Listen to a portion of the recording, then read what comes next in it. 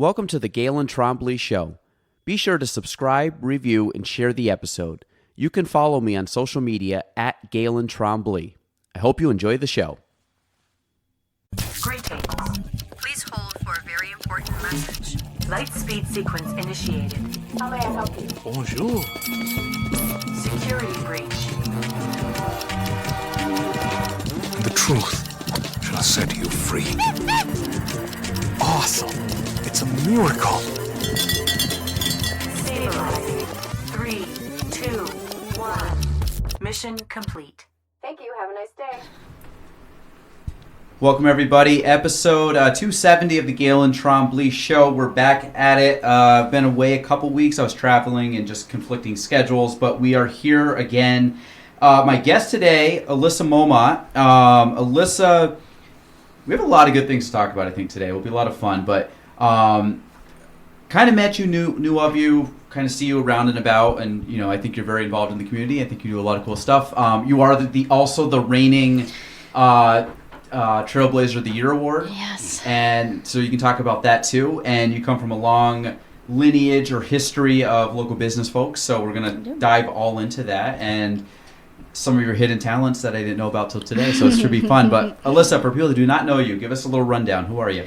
Yeah, Alissa Momot. I'm a Chief Revenue Officer at Twinstate Technologies. I'm a third generation in the company, so I get the pleasure of working with my mom, my aunt, and my cousin every single day, and kind of continuing on the legacy that my papi and nana founded together. So so two things. So Chief Revenue Officer, I just asked you quickly, but if you want to recap it, what's the title or what's your role currently? And then just give me a couple of the titles or roles that you've done since, because you said you've been in various roles throughout the last, 9-10 years? Yeah.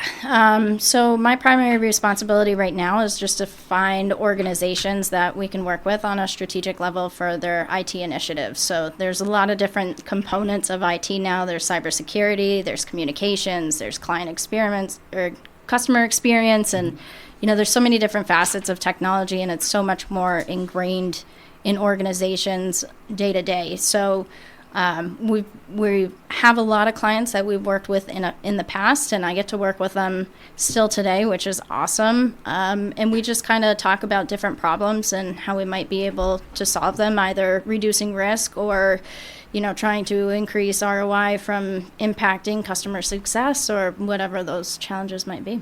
I'm going to I have a lot of follow-up on that, but I want to, so then what other roles have you done besides that? Yeah, I've cleaned out a lot of file cabinets. That was more growing up. Yeah. Those were the fun jobs. Got to mow the lawns, trim the hedges. Was that pre-working paper days? Yeah, I think so. But that was really cool because I got to go through files that my papi and nana had signed, and they were, the really old typewriter. And so it's kind of neat to see that history. And from there, my first position at Twinstate was in our dispatch team. So I got to work with triaging tickets and assigning technicians and just kind of making sure that we're able to solve our customers' needs at a timely manner. And then from there, I started to get into a sales support analyst role where it's kind of looking at data. We kind of got into the inbound marketing ideology a while ago, so started to increase our blogs and content and try to create some awareness around the many different things that IT involves now. And so that kind of just transitioned into me digging into SEO a lot and analytics and, how can we attract people and have this educational content show up when people have a question and we can provide an answer. Were you, did you take on these different roles or swing to different roles based on what you want to do? Was this more of hey, listen, we need this covered. Can we just shift you over? How does that work with you switching? Yeah. So the dispatch role was an immediate need. I was going to start sort of in more of a sales capacity, but we had some things going on and we needed someone to fill in, and it seemed didn't seem like a bad opportunity. So I was I'll try it out and see what that's all about. And then once the team kind of came back together and that role was filled again, I moved into the sales support analyst role, and from there it just kind of different things would come up, needs, and I was given the ability to kind of dive into things and try and diagnose them. So, so the current role, the chief revenue officer, that's been 1 year. Is this, as of right now, is this your? I think people have different answers for this, but is this your favorite role that you've had to date, or is it just like obviously it's new, so it's like kind of challenging? But is there any that you're like reluctant to leave, or was there anywhere? Yeah. That you kind of like were like, oh no, I don't want to go into that role, but I have to. So part of me is pretty introverted. So I think like that part of being in sort of some of the marketing, right? Like I was behind the scenes a lot, looking at data. Now I'm getting to be in more of that networking and like just out there talking with people. Front facing. Yeah. And so like that's been an interesting transition and something that I've kind of had to reevaluate and think, because I think I had kind of like this notion where I needed to be at my desk and I needed to be at my computer and making progress in that fashion. And there's so much more that I'm finding out now in this role about building relationships and just the amount that you can learn. One of the things I've been doing lately is grabbing coffee with people that I've known for sometimes my entire life and being like, what do you do? Like, and it's interesting to hear all the different things that people do. They can be in the same industries, but they all have their own little niches. So, like, so right now, do you think you've come more out of your shell? Like, if you were to, how would you describe yourself right now from like an introvert extrovert standpoint? Are you still more introverted, or do you think you're kind of like blossoming out? I'm blossoming. Yeah, I don't know. I think Growing, evolving, I think I'm growing. I'm trying to. I think some of it is just I've just grown to appreciate, I guess, that a little bit more. And COVID was definitely an interesting thing that happened too, which, kind of coming out of that, my dad has pretty bad lungs, so we were pretty cautious during COVID and even thereafter. So kind of coming out of that phase and then launching sort of into this was a little tough for those reasons, but now it seems, I don't know if I'm growing. I wouldn't say I'm blossoming at like a rapid rate, but but you feel this is a good challenge for you then? Yeah. I think everything's a good challenge. I don't think that there's, I think that's some of the things that we have to find too, is like, where are those things, and self-assessing, right? And trying to figure out what are those things that I could be improving on in myself. And are you someone that naturally gravitates towards that, like challenging, or just kind of like, because some people like to, I want to stay in my, I don't want to say stay in my lane, but stay in my comfort zone. I don't really want to push the envelope. I don't really want to have to, I say struggle, but challenge yourself to grow a little bit. Are you someone that likes that? Or are you someone that is more, like, I'm good. Like, I'm comfortable where I'm at, and I'm just going to kind of just do my day-to-day thing? Or are you kind of always striving? Because I think people are both ways. I've seen some people that are just really, they look at challenges as like, I want to keep getting better and learn more. And there's some people that are just like, hey, I really like this role, position, whatever. I'm just going to kind of chill here. Obviously, you've been put into different roles, but like, is that something that you make an effort to do? Yeah, I mean, I think a lot of that is trying to figure out who you want to be too, right? So I don't think I've established that. I'm still trying to figure out what that looks like. So I think most of the time it's just, I do like challenges. I think that it's fun to problem solve and think about things, and that's one of the reasons that I like what I do, because we're constantly being thrown problems and having to figure out how to solve them. So, like, that's been... Do you think... I won't give your age away, but we're similar in age. The like... One of the things, when you come out of let's say high school, and you're like, okay, I'm going to go to college, I'm going to learn whatever. Like, I've now figuring out what I want to do in my life, and I feel like, hey, at 18, you got to know what you want to do in life, and I don't know an 18-year-old that knows what they want to do in life. And then when you look at it, I've been out of college for almost 15 years now, so I look at it on the flip side of, there's most days, I mean, if you would ask me right now, I'm like, I really don't know what I want to do in the future. Like, I don't know who I want to be in the future. Not in a bad way, but I never want to be someone married to a position or a job. So like, I'm in real estate now, and I try my best at what I'm doing now, but I always look at if there's opportunities or if there's things that I have more interest in. I've noticed in myself the last few years, I've started to expand in certain areas, expand my interests, and narrow my interests, if that makes sense. Meaning expand my horizon, but narrow my interests. And I'm starting to find that things are changing where I'm now looking at potentially other opportunities or other things that I want to start to grow into. Mm-hmm. But then if you ask me again, I'm like, okay, well, I'm 34? So now I'm at the point now, let's say I do math. Like I actually do math now based on like my year born, and then it's weird. But so 34, and I would look at it and say I still don't know what I'll be doing at 40, because I don't think I'd want it to be the same thing I'm doing today. So I'm always looking at like, and not as like a leveling up of, I think this is better than this or whatever. It's just more of what I would enjoy doing. And I think as I've gotten older, I want to start going more towards like, I call it kind of like lifestyle design. Like, how do I want my life to look like, between family, friends, business, and have it all intertwined where like every day I've gotten to the point where I'm like, I've literally designed everything in my day to be as optimized as I can. Now, meaning there's obviously like this utopia of like this would be perfect, and that's never, I realize not everything's probably going to always be perfect, but if I can keep climbing up where it's like, okay, this is how I want my morning, my afternoon, my evening, my weekends, like this is how I want everything to look and the people I interact with. So I'm constantly like trying to polish that a little bit. So what I'm saying, like when you just said like, hey, kind of figuring stuff out, do you find that you fall into that category? Do you find that you're like, I really like IT, and this is stuff I really want to do for the foreseeable future? Because again, I know people both ways. They're like, I love what I'm doing. I'm going to do this as long as I can. And then I see other people that are just like, I don't really know. Like, I don't know what I want to do when I grow up. Like, it's still... I don't know. I think you raise a good point, right? Like, when you're in high school, you're expected to know who you want to be when you grow up. And then you grow up and you get into these roles and, life kind of happens. Mm-hmm. And so... I think having that perspective of, I want to be able to grow if there's other opportunities that, who's to say my interests aren't going to change in the next 10 years? Yeah.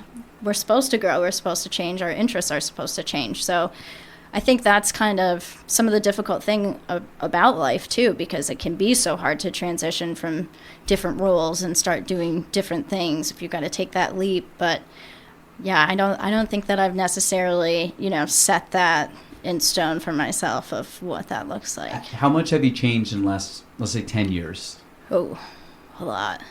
Like, is there any major pillars where you're like, this definitely changed, I've changed my thoughts or habits on this?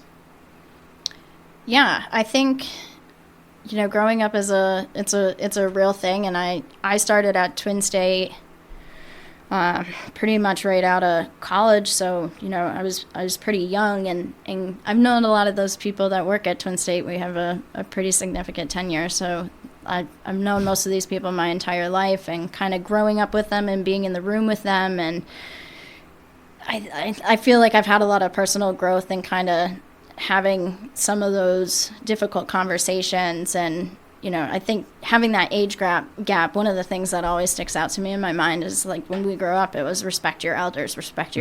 And then you get out into the real world and you have to respect your elders, but we're also expected to challenge things and try to push things forward and make sure things are optimized as they can be. So I think I've had a lot of growth. It's something that I work on with that. And I think just in terms of one of the things, especially in like the last couple of months, that I'm trying to really take in is like not to take life so serious. Like we have serious jobs and we're a serious business and we deal with a lot of risk and all this stuff, but we've got to be able to have some fun in that too and be a little light on things. So I think, I've been seeing those things kind of phase in and phase out of, those transitions and growing patterns. And so I think. Well, I think like you said, if you take, because I think you wrote in here at one point, you said something about imposter syndrome. Yeah. And it kind of goes down that, like when you start out, like I got into real estate at, I think the month I turned 21 is when I got licensed. So, and it's the only, I don't really joke about it. This is my resume, literally is served ice cream for 7 years and did real estate for 15. Like that is it. I've got Hollister and Ronnie, so. I saw that, yeah. So I was going to say, I drive by Ronnie's every day. So it's like, but you look at, like you have this really limited, I wouldn't say it's not, which is not a bad thing. I've stayed at jobs for a long time, but the idea of like at 21 going into a professional setting, same thing. My dad had been in real estate for, I think has been now for 40 years. And when I got in at the time, probably 25 years. So a lot of these people that I was now interacting with was like, I knew last names or I knew full names, but to me, they had been built up to this, like as a little kid, when you hear an adult name and you're like, oh, that person must be important. I don't know, like they're just talking about them. And it's just an agent. Now I kind of laugh about it. But, when you're a teenager and you're listening to these names and, and you start hearing like Kathy Bennett and Neil Fassett and, G.A. Barnett, like you start hearing these names where it's like, wow, those guys are brokers and people and adults. And then I get thrown in at 21 years old and I'm like, do I call him Mr. or Mrs.? Do I call him like, like do I call him Neil or Mr. Fassett? So like these things are tough at times. And I remember going in and I was too uptight because I was not uptight in the sense of, I guess I was uptight in the sense that I tried not to make mistakes, but I tried to be professional. And now professional, I know right now is bullshit. Like, it's just like, and I think this is like, as you get older, like adults, you realize when you become an adult and adults are peers, like you realize your parents don't know what they're doing. You realize like your bosses don't know what they're doing, and not in a bad thing. We're all just trying to figure life out. So like I have 3 kids, like there's no manual on how to raise kids. And my parents, I'm like watching them now and I'm like, oh, you were just as clueless as I am at this age. And they're trying to figure out how to grandparent. Like it's just, we're at different stages of life. Yeah. And I remember at 21, I was like, how do I have to act? I got to act this way. And I remember probably around 25, 26, I started to put myself more out there. And I was like, you know what? I'm going to just start having a little bit more fun, act a little more goofy, act a little bit more, I feel that I'm an extroverted introvert, meaning I love my quiet time. I love being alone. But I will, for the sake, because I know it has to be my business, I will go out and I love talking to people. Like, don't get me wrong, but I'm also one, like, after talking to people, I just want to, like, I'm a hermit on evenings and weekends. Like, I just want to go home and chill.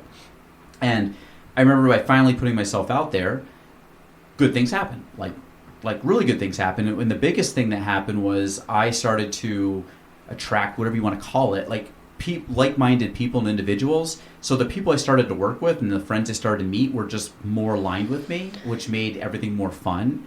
And I kind of shed the old, like, because I had imposter syndrome, like, you're this young kid. And even when I started to have some success, it was still the imposter syndrome of like, do I belong here? Am I full of shit? Am I full, like, and in your head, you're like, I'm trying hard. I'm doing the best that I feel that I can, but I feel like that person's better than me or this person. Then I got to the point where I'm like, I'm not going to compare to people because I don't care. How can I do better than Galen from yesterday? Yeah. And then I also, this is a funny thing for me, but anytime I see a person, even a person that's intimidating to me, I'm like, they're a person. I'm like, they put their shoes on today. They like brush their teeth. They probably woke up this morning and like, oh, my back's sore. Like all these, I find like the funniest little random things that you would chuckle about somebody. I'm like, they did it. They probably had broccoli stuck in their teeth yesterday. But they're like, but it's that person. I'm like, yeah, but they still watch TV. They still play on their phone. Like, and I think that's allowed me to humanize a lot of people and bring them down to my level and realize like age isn't a big deal and experience, things matter, but it doesn't make someone better or worse than anybody else. And I think like one thing I really like doing is trying even younger professionals is give them a lot of, what do you call it, respect, time, whatever, because I'm like, I was that point and not everybody did that to me. Mentorship. It was even just acceptance of like, if you're like a young kid trying to hustle and make a name for yourself, I'm like, there's people that just completely blew me off because I was 21. Yep. And and I expected that, but then at the end of the day, I'm like, I'm not going to make it tough for a young person starting out. Same thing with an older person that, like, we might make fun of them, like, oh, they're not using all the technology that everybody else can use, but they bring things to the table, and you try to help them through that. When on the flip side, they were helping me write my first contract. Now I'm helping them figure out how to write it electronically. Right. So give them back. Yeah, it's one where I think from I want you to speak on kind of what this means to you, but like the imposter syndrome is always there, and I feel less of it now in real estate, but now I start to feel it in other things. I'm like, oh, I want to try to do this, but how are people going to see or think if I try doing this, and I don't really have experience, and I'm going to come across, or at least in my mind, I'm going to feel like people think I'm a scammy, whatever. But then I was like, well, I felt like that 10, 12 years ago too in real estate. But, not thinking that I belonged, doing whatever, right? As silly as it sounds now, but that's just the truth of it. We're like human. We have those negative thoughts. Yeah. So, I mean, you started young too. I guess that was a long rant by me, but you starting too. What's your story? I guess, so what's your imposter syndrome experience? Or even if you're still going through it? I think so. I think, like you said, it's probably something that's always going to be there. And for me, not only, my papi and Nana founded Twinstate together. My Nana did Herbalife for years and years, and that was her stick after that. And my grandfather is the superintendent of the Plattsburgh City School District. My aunts and uncles are, pretty well succeeding as well. So I've got, all of this kind of talent and everything around me, and there's nothing. I never go out in the community, and people look at my license if they ever have to see my license. Oh, I worked with Art. Like your grandfather was the best guy ever. Or, I knew your papi, and so I think kind of the Trailblazer Award too. I think that was kind of like one of those. Christy called me and she's like, "I wanted to tell you, you got the Trailblazer Award." By the way, was Art was there? Was that your grandfather? Yeah. That was there? That was a really cool moment, by the way. Yeah. He was very proud. I tried to keep it a secret. My mom blew it. But yeah, no, he's such a good person. Yeah. And I've learned so much from him, and he's just always so kind, caring, compassionate, and calm, and his many hands for light work. He just always has these funny little sayings, and I really look up to him. So I think that that casts a shadow. And, I do look like my mom. I talk like my mom. We're pretty much the same height. We've got the same color hair, so that obviously is, there's a big thing there too. And a lot of, and I've talked to some really great people who have helped me, and Jody Carpenter is one of them. I was kind of chatting through this with her, and she's like, it's not about what you've been given, it's what you do with it. Yeah. And so I think that's been kind of, I'm following in my mother's footsteps in a lot of ways. So that kind of makes it feel conflicting. Like, how am I being a trailblazer if I'm being given these opportunities, and I'm literally doing what my mom did 30 years ago, not calling you old.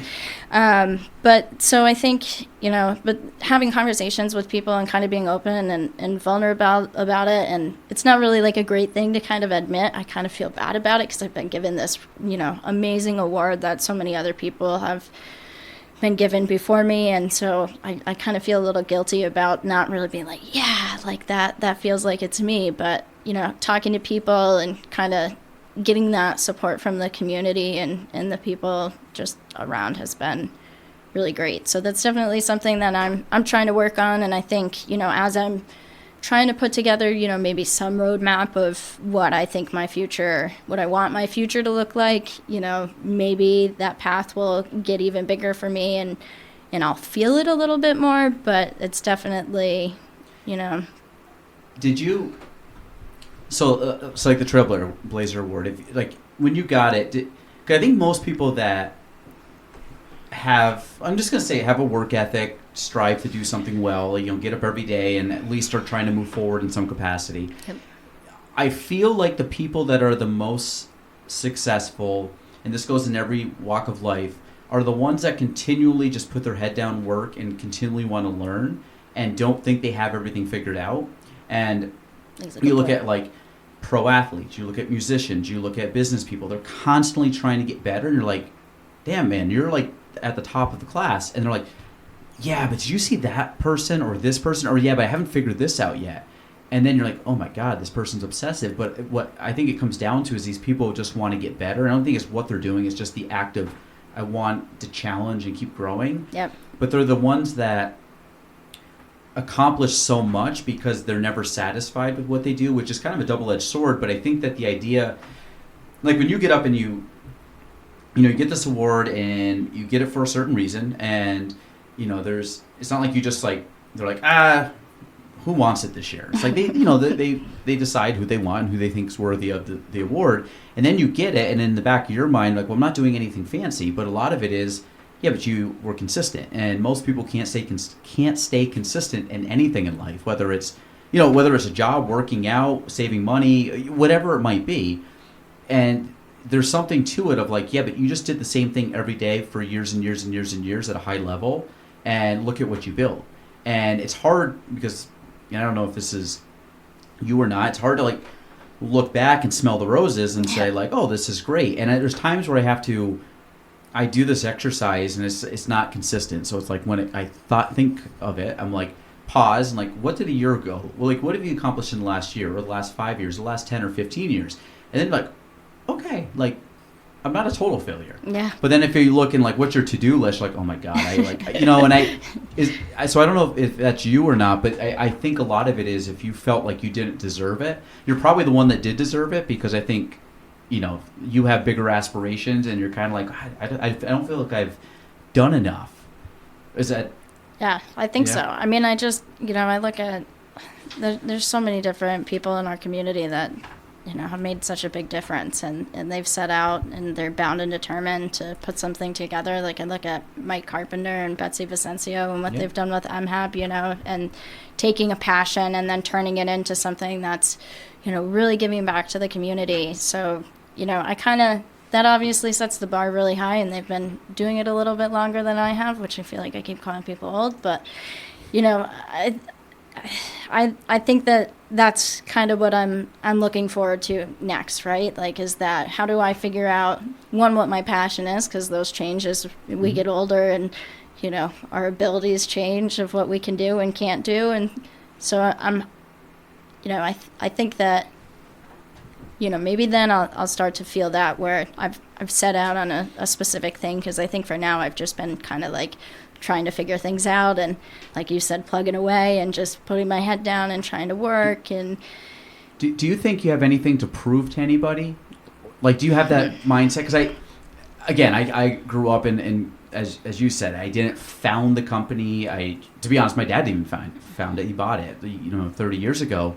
But then I come into something that's already established, and I know some second or third generations come in and they think I got to overdo something, or I got to take control of something to prove that I did something versus my parents, which, again, I'm going to go back to me. I never felt that ever, like I had to prove anything. I just felt like we could do things better, and I think a little bit of youth and energy and things like that just kind of spearheaded some growth. But I never felt I had to prove anything to anybody, and I think that if I ever feel I have to prove something, it's always to me of like, I just don't want to, like, anytime I feel like I'm not doing I'm not peaking my potential, I get upset at myself, or I'm like, you're just being lazy, or you're just not working as hard, or you could be better and you're just taking like the lazy route. So that's what motivates me more than like, I want people to pat me on the back and say like, oh, you're so great. So I really don't care, because a lot of it's behind closed doors. Like you said, you're at a desk, you're behind closed doors, nobody watches you work, and you're like, I got to do it because of the process, not necessarily the results, because the process is 99% of the whole thing. The results are at the very end. So do you feel, being in the third generation, still working with your mom, still having all that, do you feel like you have to, do you have that, like, I got to prove something, or I feel like deep down I'm trying to make it so people don't think Alissa was just handed something? Or yeah, I mean, that's certainly the comments have been made. Nepotism is not a word that I haven't heard before. Mm-hmm. So I think that impacted me more when I was younger than it does now. And that's tough when you're young and you're coming into that type of thing. And my mom has she's given me a lot of opportunity. She's given me her ears a lot of times, maybe more times than she needed to. And that's, as you said, kind of allowed me to challenge some of that status quo and move things maybe in a different direction. And I think that causes friction quite often. And so that's an uncomfortable space to sit in. And growing up, you're kind of developing. It was really my first work experience in a professional setting. Hollister was very organized and structured, but definitely I forgot you said not. that. Hollister, what model? Hollister model. Yeah, we were all models.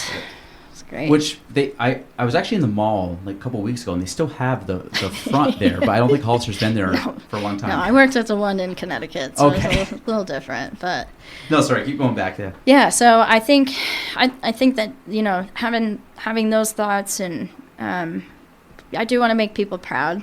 You know, that's definitely something. When my grandfather tells me that he's proud of me and he gives me a hug, you know, like that definitely feels good. I don't think that I necessarily search for other people's approval at this point, and trying to, you know, make sure that they know that I'm working and I'm doing the right stuff. I think it's, like you said, kind of more coming back to worrying about myself. What do I want? Am I meeting my own goals? Am I hitting those targets? And so I think that's been another kind of huge growth point of, like, you know, kind of not caring about that so much and really just focusing on the things that I can do every single day to, you know, move Twinstate forward or help my mom out. I guess that's the other cool thing about working with your mom is, you know, we're talking about things all the time, whether it's work or life. And so I think that's. Has your mom, or does your mom, I don't know your mom very well, but does your mom, does she give you a lot of autonomy in your role, and you kind of basically like bring stuff to the table, and you have a very, like, your voice, I say your voice is heard, but you can bring stuff and say, we're going to continue to build on this, and you're like, yeah, like, that sounds great, let's roll with that. Yeah, I mean, we definitely, we work with our team a lot, so there's not a lot that we do in a silo kind of thing. I talk with my colleagues a lot and try to get feedback and input, and, you know, Debbie does the same, and then we have conversations, and sometimes that goes, you know, beyond 5 p.m. just because of the nature of the beast. But I think that we're all just really lucky to work in an environment where open dialogue is so welcomed. And we have a pretty good team who is open to having that open dialogue too. So I think it's really awesome. I don't think it's just me that gets to Well, I guess I should say, like, being, like, I would say, like, because you have the parent-child relationship, and then you have the coworker relationship. Right. So, and then you know, within the, let's say, in the coworker relationship, you have the maybe superior, or, you know, superior role, or I don't want to call it inferior, but Yeah. you have a top-down kind of role. And then you look at that as, because the reason I say that, like, me and my dad, when I started out, I was just an agent, just kind of like no different than anybody else, just kind of chugging away. And then, you know, there was a point probably 7 years in where I was like, you know, I was kind of getting complacent, and I was like, the company should be better. And then I started kind of having more input just naturally. I was like, Yep. okay, I'm just going to step up and just start speaking more. It's not like we have like we don't have a huge office. We don't have a big leadership team or whatever. Right. So a lot of it was just like more one-on-one with my dad. And then I would say, and there was some headbutting, and there was some, you know, I want this, or I think this, and there was hesitation. And I think a lot of it was just me thrusting him into the unknown. Yep. And I would say over the last couple years, it's slowly going more towards, I have pretty much full autonomy. You know, I still run big decisions by him, but, you know, I think overall, I don't have as much resistance from him, because I think he's kind of pulled back a little bit and said, okay, you know, partly because I think of energy, and I think partly because of, like, me proving that I'm not trust completely factor. The good word for it, that I'm not completely tanking the company. So, but it's kind of evolved into that. So it wasn't just clearly like, hey, just run with it. Like, I had to kind of prove myself, but not in a really, I guess, structured way. It really just kind of naturally ebbed over or flowed into that. But there was like some years where I'm like, why the heck am I arguing about this? But we just didn't see eye to eye, and a lot of it, like I said, was just what he knew, what I knew, and you know, we just weren't on the same page on some things.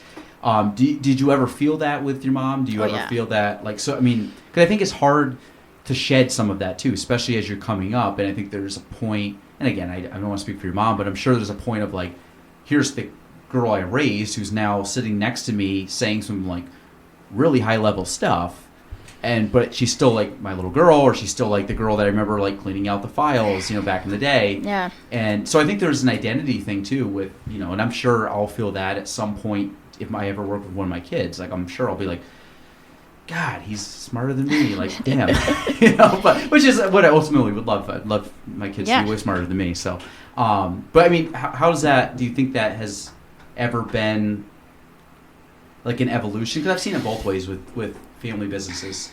Yeah, I think so. I mean, I even when I was not working at Twinstate, Debbie had kind of always invited my brother and I into the leadership room and listening to those conversations. So I got to listen to a lot growing up, which I think, I don't write that on my resume, but the more that I think about it, I'm sure I learned a thing or two from a lot of those meetings. And then,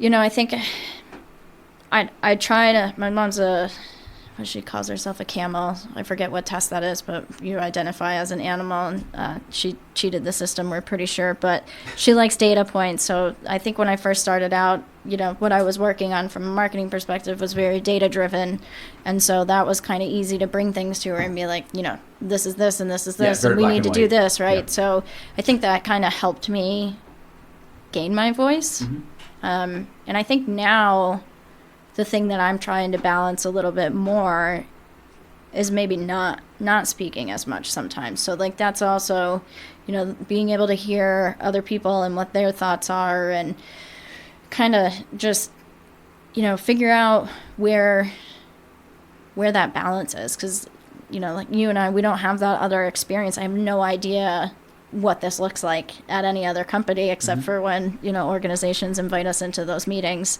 But I think that's, I'm sure that'll continue to develop. And, those are conversations that my mom and I try to have of like, and I have to do some thinking myself and figure out, how do I get to that next step? What does that roadmap look for me?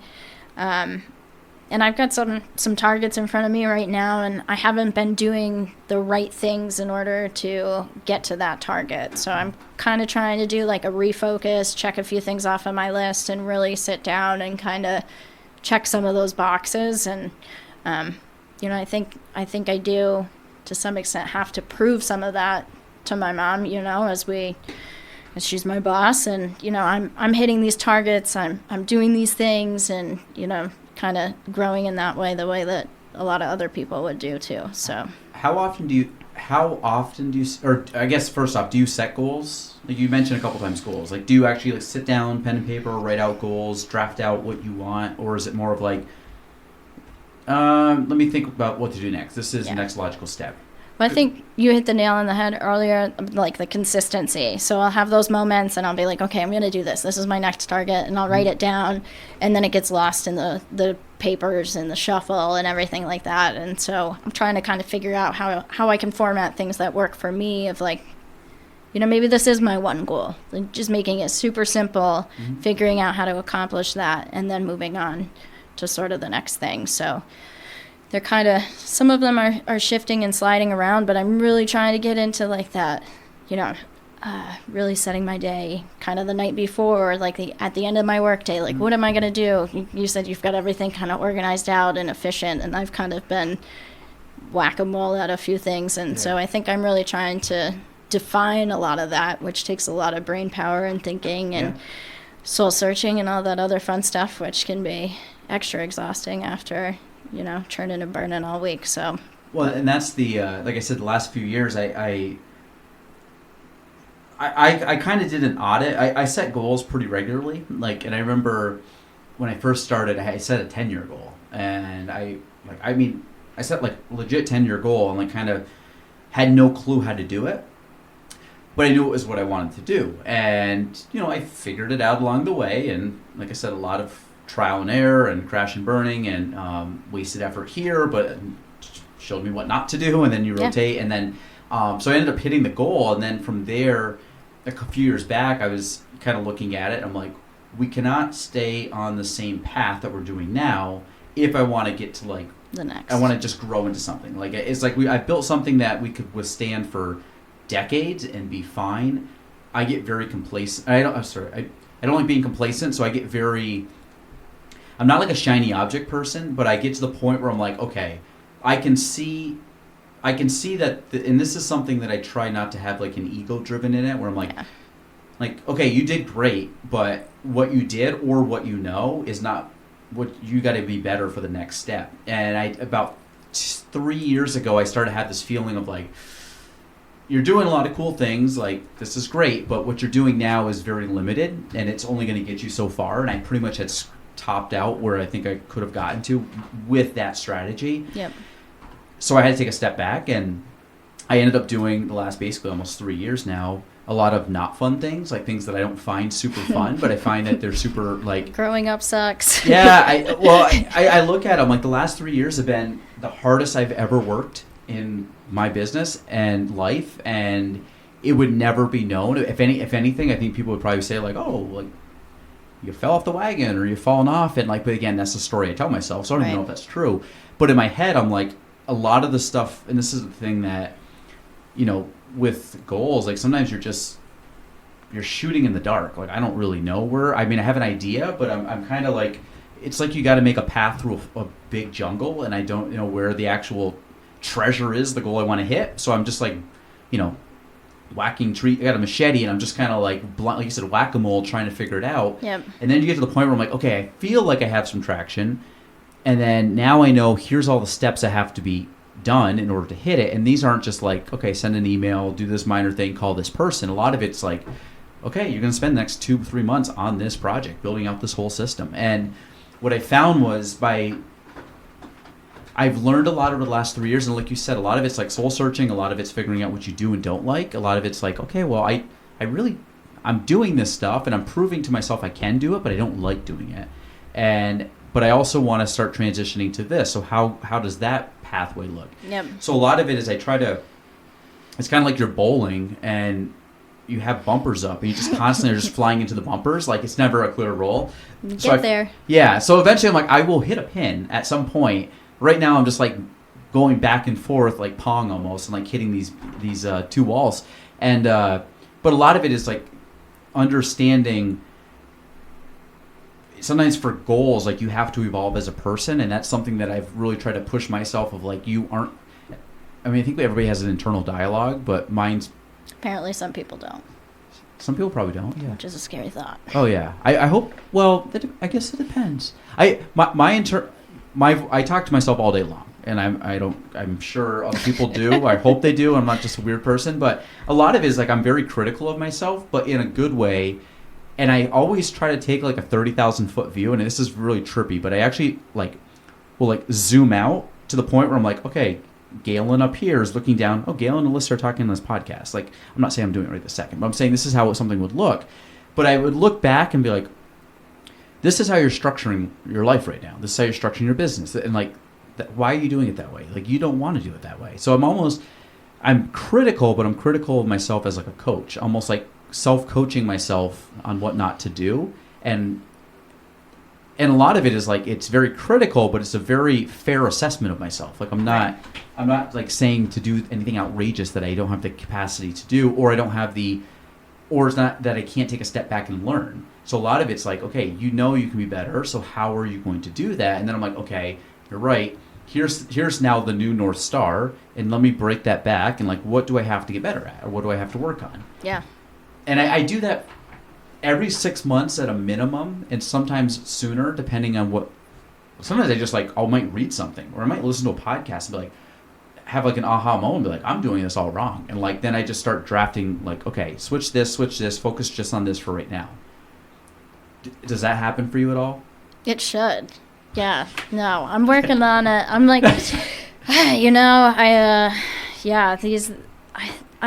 I've struggled with it. I think the last time that I knew what I wanted to do, and had a plan to accomplish that was in high school and going into college. Like, I knew I wanted to be a pre-med major, and I had to be in the AP classes in high school, and that was it. And then I think, I graduated, and I still didn't want to. I grew up never wanting to work at Twinstate, and it was nothing against Twinstate. I think it really had mostly to do with the fact that 90% of people that I ran into always asked me if I was going to run the business someday, and I was like, hell no, I'm going to go be a doctor and do stuff that doctors do. And then that didn't happen. Do some Grey's Anatomy stuff. Yeah, I was really into that. So I graduated, and I didn't have my pre-med major. I had a health science degree. I'm like, what do I do? And then my mom was like, come work at Twinstate for a bit, figure out what you're going to do.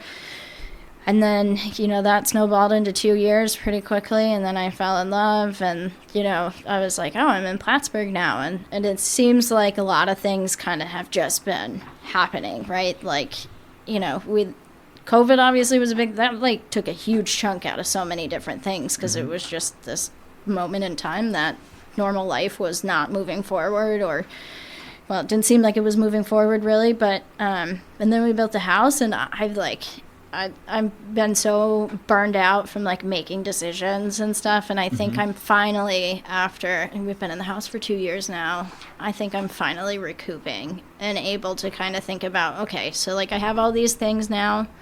What is that next thing that I want to do? And then, I'm trying to be really structured. Before COVID hit, I was going to the gym. I'd be there at 4:45 every morning, and I'd be at work by 6:45, and we liked to snowmobile at the time, and so I'd be done work by 3:30, 4 o'clock, hit the mountain, do some work later in the afternoon or whatever, and I lost that structure, and I've been having such a hard time getting back into that morning routine and kind of starting my day off that way, and having those plans and things mapped out. So I think that's my biggest target right now, is really just as simple as trying to get that task list and start picking away at some little things and give myself some comfort in that I don't have to process all of these things that I have to do, because it just kind of becomes routine, and then I can be really strategic about, okay, so what do I want to do next? What does that look like?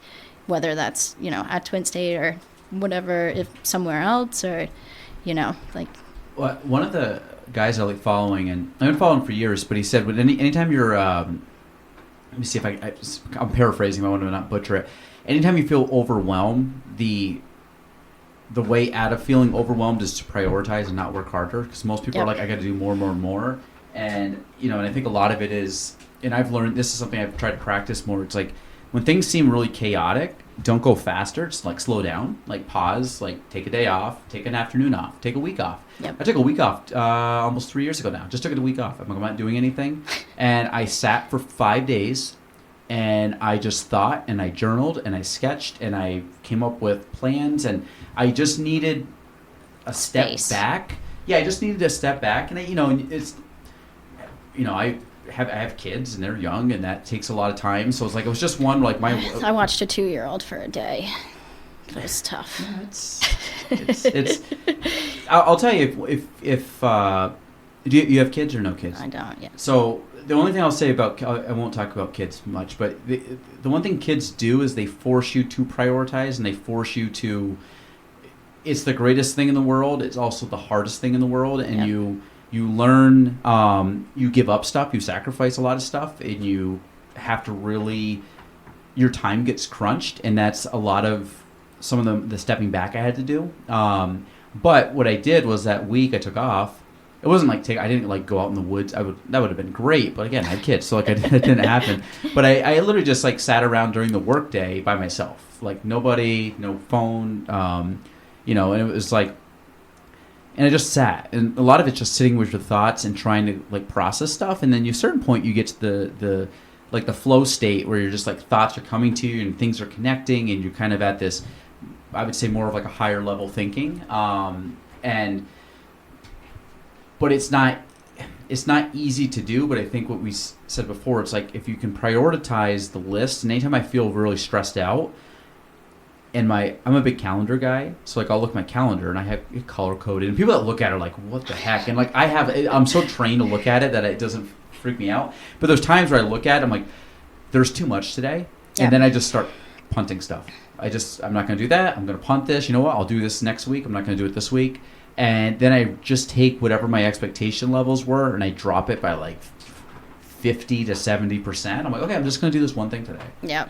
And there's a sense of calm, and then I get it done, and I'm you know what? Sense of accomplishment. Yeah, it's you know what? Good job. And you also had the wherewithal to know that you aren't going to be Superman today and do all those things, and life happens, and things go longer than they should, or interruptions, or, a million things that don't go according to plan. And so I think, again, if you're feeling overwhelmed, pause, slow down, whatever, prioritize, and then, and put the list 1, 2, 3. And I think most people, when you prioritize any type of list or task list, you realize like most of it doesn't even matter, and you're like, I can just get rid of that. Like, Yep. And a lot of it is just taking the time to sit with it and be like, think a little clearer versus like go, like you said, whack-a-mole. It's like, run from meeting. And I did that for years, and then I realized like I don't have the energy to do it and all the time to do it. So you give up stuff, but you try to figure that out. So yeah, I think, like in high school, so much of my time, and I'm sure yours was too, right? Like we have these schedules that we have to adhere to, and everything is kind of predefined for you. And then you get out into the real world, and suddenly, you have none of that structure, and it has to be, I guess I do have a lot of autonomy, so that's a good and bad thing, right? Because there's not a lot of given structure necessarily. I've been given a task, I know what I'm supposed to do, but being able to kind of, prioritize those things. And there's a couple of things I'm happy about right now is that I've made the decision to kind of just focus on some things that have been hovering over my head for way too long, that have just been a distraction to me, and I haven't gotten them done, and I haven't gotten other things done because I haven't taken the time to prioritize that one or two things. So I'm like, let's do that, and then I can start to do these other things that I know that I need to do and start to structure those out. So I think it's just one of those phases in life when, you're used to a certain something and everything's kind of predefined for you, and then you're just let out into the wild. like, and again, I think we're similar in this, is that you said you went to college, you got your degree, came out of college, and it was like, I got a degree and I still don't know what I want to do. I'm pretty much in the same spot I was 4 years ago, except, and I do think there's merit to college. You meet people and you learn different things, and you come out with a degree that you might or might not use. But I think a lot of it is, and I've noticed this before, and I kind of think of this in my head also, is that you mentioned that there's no definition of what you should do. And I think your mom's probably the perfect example, because I know she's the titled CEO, and if you look at it, because when I had all the gals from Riley Ford, I was talking to Joy about this, and I said, you're a CEO, and people probably think, oh, she just sits in her desk all day and whatever. And I said, I'll tell you right now, trying to think and define something is harder than having a plan. It's like if I told you, hey, Alissa, I need you to write a 10-page paper, and it can be on any topic. You will probably get to the point where you're like, oh my God, I have any topic I want. This is awesome. And then you're like, oh my God, it's overwhelming. What topic? But if I was like, hey, you have to write about how to make water bottle. I'm just looking at a water bottle now, but like how the process of making a water bottle is. You're like, okay. And that's actually easier because you have a defined set that you can do. And then you can write that paper. Yeah, super easy.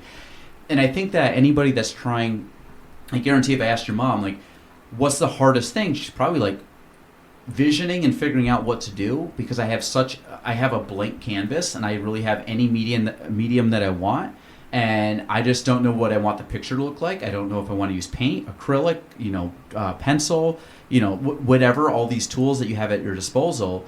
But then it's like you have to basically take this blank canvas and turn it into something. Yep. You're like, okay, cool. But then it's like, okay, now do it. And you're like, well, where do I start? I don't know. You're making your own rules up, and that's, I think, the hardest part. So where I was going with that is when you go to college, as soon as you go in, here's your syllabus for your class. Your advisor comes in, here's your syllabus to graduate, and it becomes easy to execute because you're like, oh, I just have to take that class. Okay, and in that class, I have to take that unit test, and in that class for that unit test, we're covering these topics today, and I might have to read that chapter. It's all defined, so you can just walk. And I think most people in life, they, depending on their roles or whatever, have a defined set of things to do, and they can just follow the checklist. And there's certain things like... That's what I really liked about Hollister. Yeah. And just go to work, fold some clothes, stack them up, line the stickers up. And I'm sure Ronnie's was the same. I worked at an ice cream stand. It was like you showed up, I knew what to do. If someone had a question, I knew how to answer it. I had to learn how to count change. Yeah. That was tough. Yeah, like count up to the one and then get back. But the lawn mowing thing is another one. Like you can mindlessly sit and I put on a podcast and I mow the lawn. It's the best. But it's mindless, meaning like I can just relax. I can just mow and I don't have to think. I'm not talking to people. If anything, I'm listening to a podcast it's something that's, and most of it is, sometimes it's entertainment, but a lot of it's just like enlightening things, and I'm like, I'm curious what these two people have to say, and then I like might gain some type of cool thing from that I can apply to my life that I think is gonna make it better. But besides that, it's like I'm not stressing about anything. So like there's times, if things are defined, but when you talked about you leave college and then you're like, I'm out, I'm college, I'm like, I'm great, my life, it's like ready to start, and then you're like, I don't know what to do tomorrow. It's tough. Yeah. And I think I had gone to real estate back when I was 20 because I didn't want to do ice cream anymore. And I had some other reasons, like I didn't like the time frame. I wanted to set my own schedule. Like I was kind of a weird 20-year-old. But at the time, I did real estate because it's what I knew. Yeah.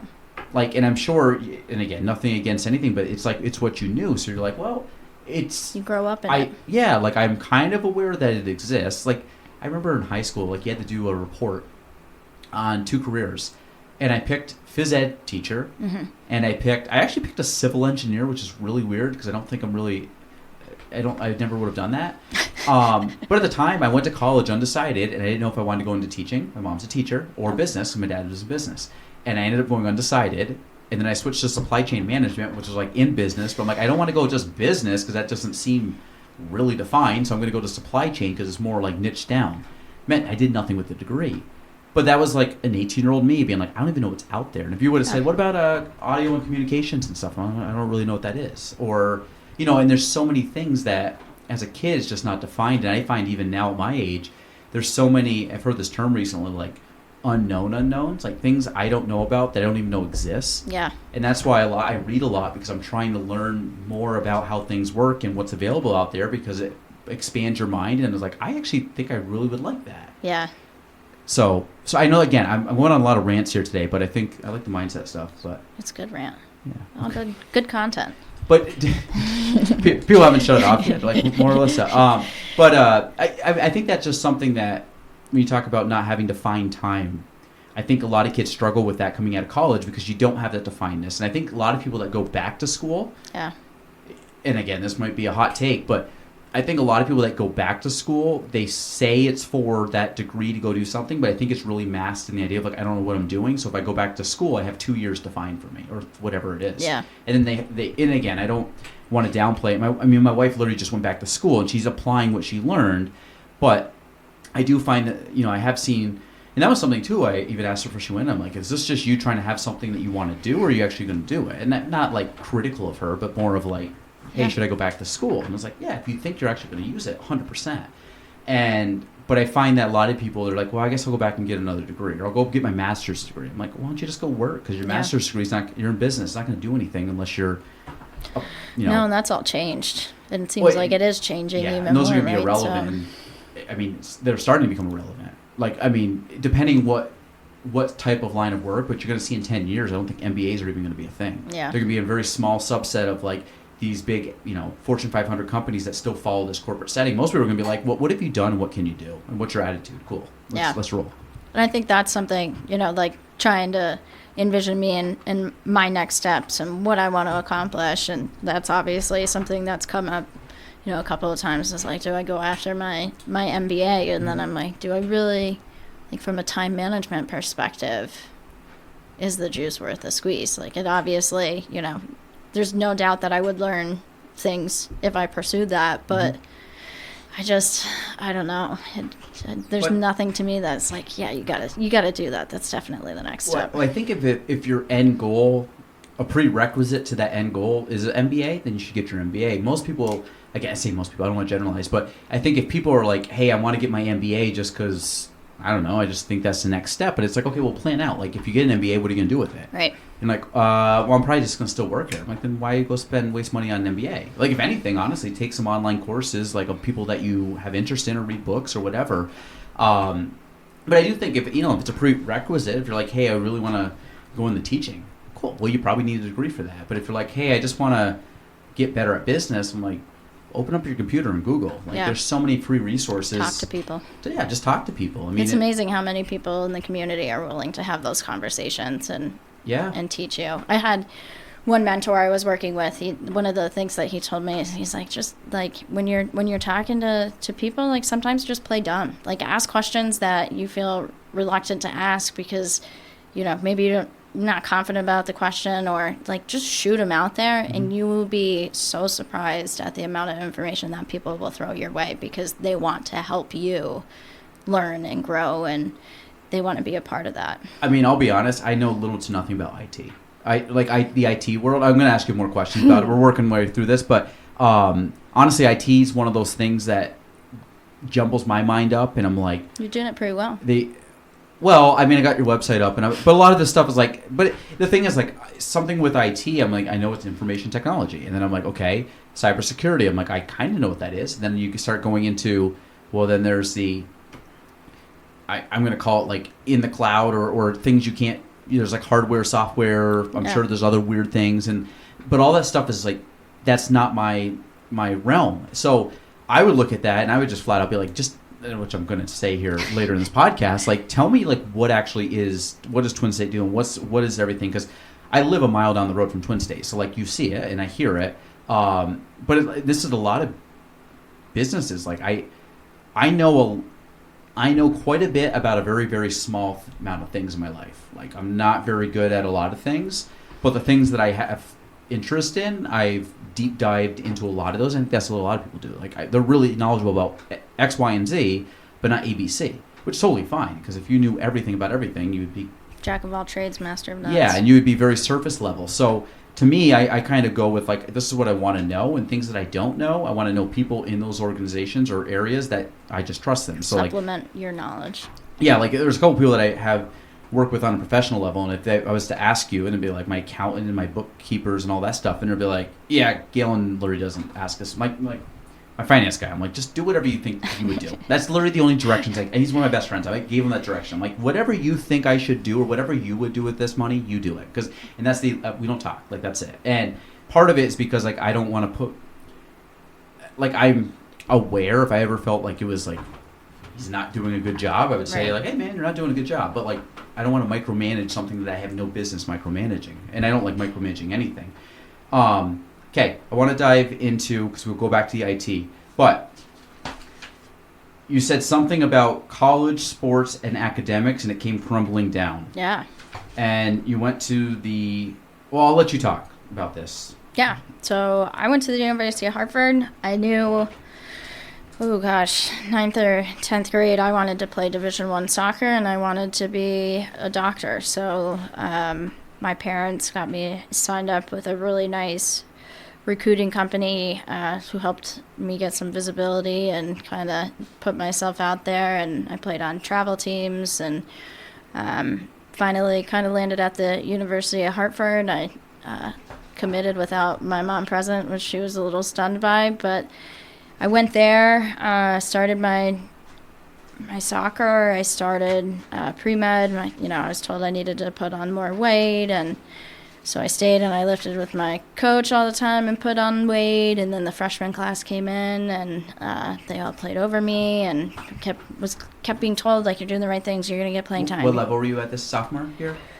Sophomore, yeah.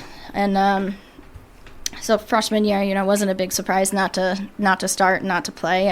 I knew that I was going to have to earn my stripes, and so I was willing and I was committed to do that. And then constantly being told you're doing the right things and you're gonna get playing time, and then to just sit the bench the entire time, it was just like, it totally wore me down. And then school, I just I had always been straight A's in high school, and then I got to college and it seemed like a flip had been totally switched off, and my ability to sit in a classroom and then answer a 100 question test and be very proficient at it seemed to just go through the tank. And like anatomy and physiology, any of my lab courses I would do fine in, but it came down to like sitting and looking at a test, it was just, I had nothing there. So between soccer and that came, those were like very defining things for me. I was a student athlete, and that was kind of how I had defined myself for a long time. And like, I'm not really a student athlete anymore. Like, I am, but I'm not at all performing to the level that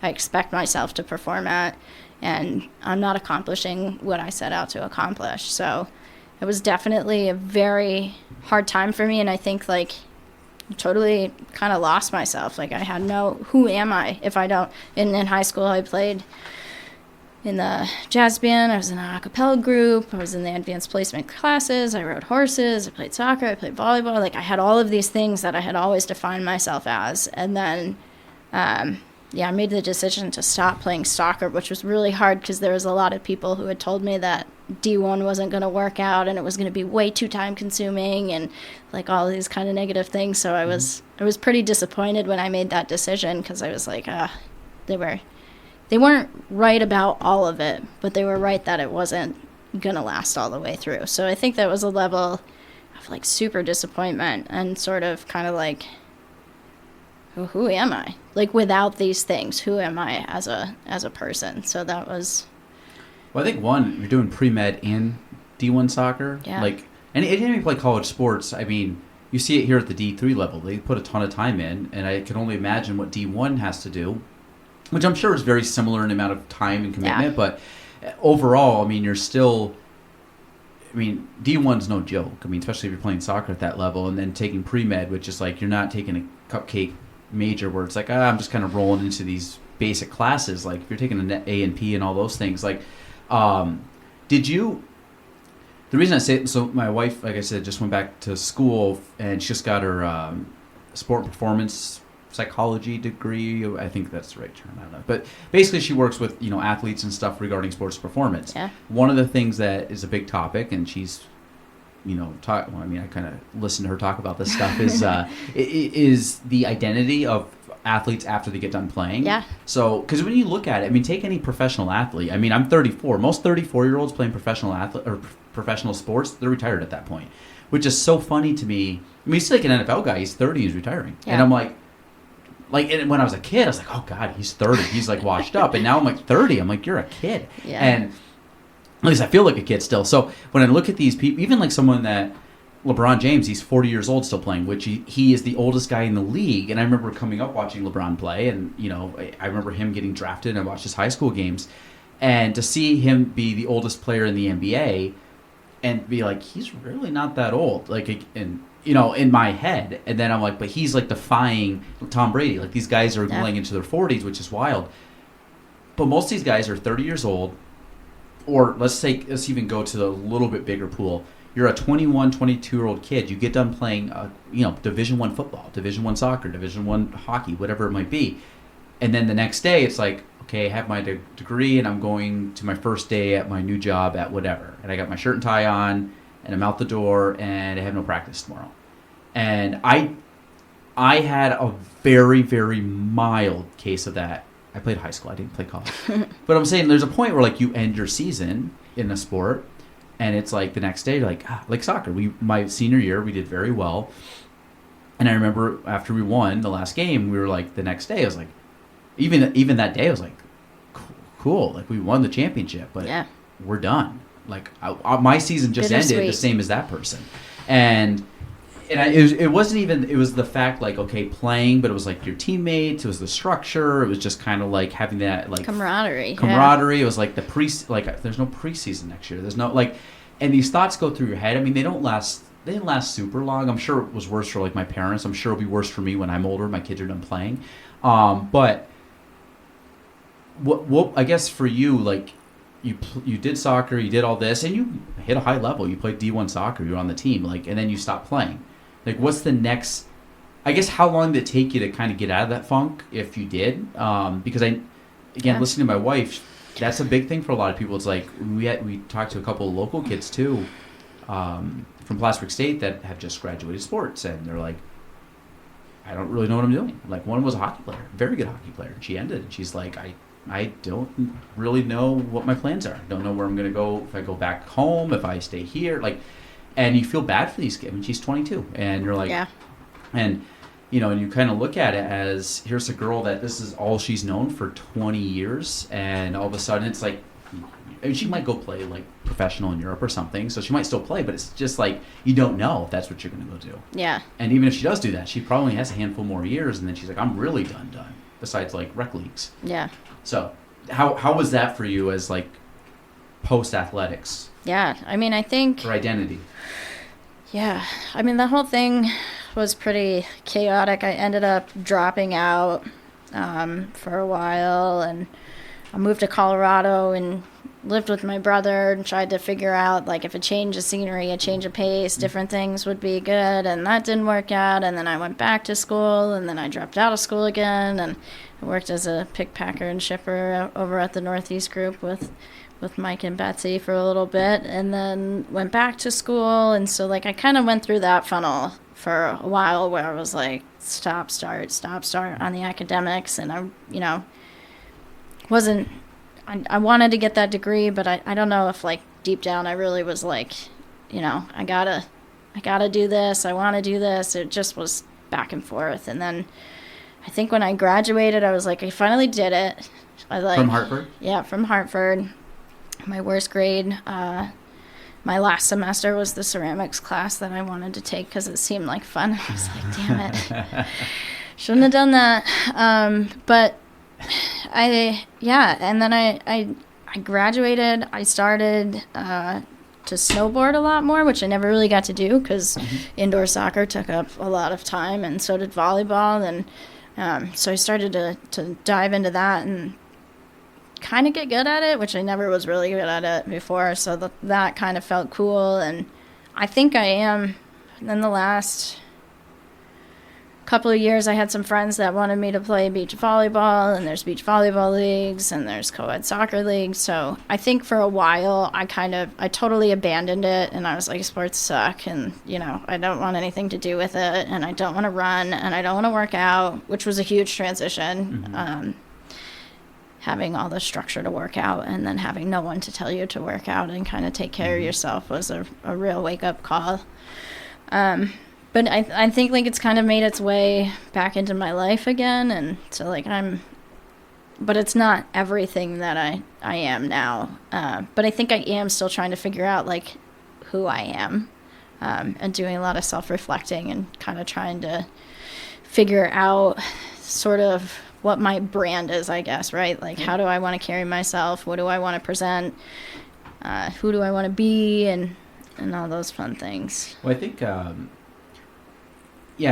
think if you can get back to it for the love of something, which, I mean, when I say love of something, like working out's always hard for people. Like, I've ebbed and flowed over the last 10 years in working out, and different, sometimes I'm in it, sometimes I'm not in it. And I think a lot of it is, like, it goes back to, it has to be something beyond just the working out, like, because people are like, oh, I gotta work out, it's a chore. Like, you almost have to find something about it that you like, or something that is benefiting you for some reason.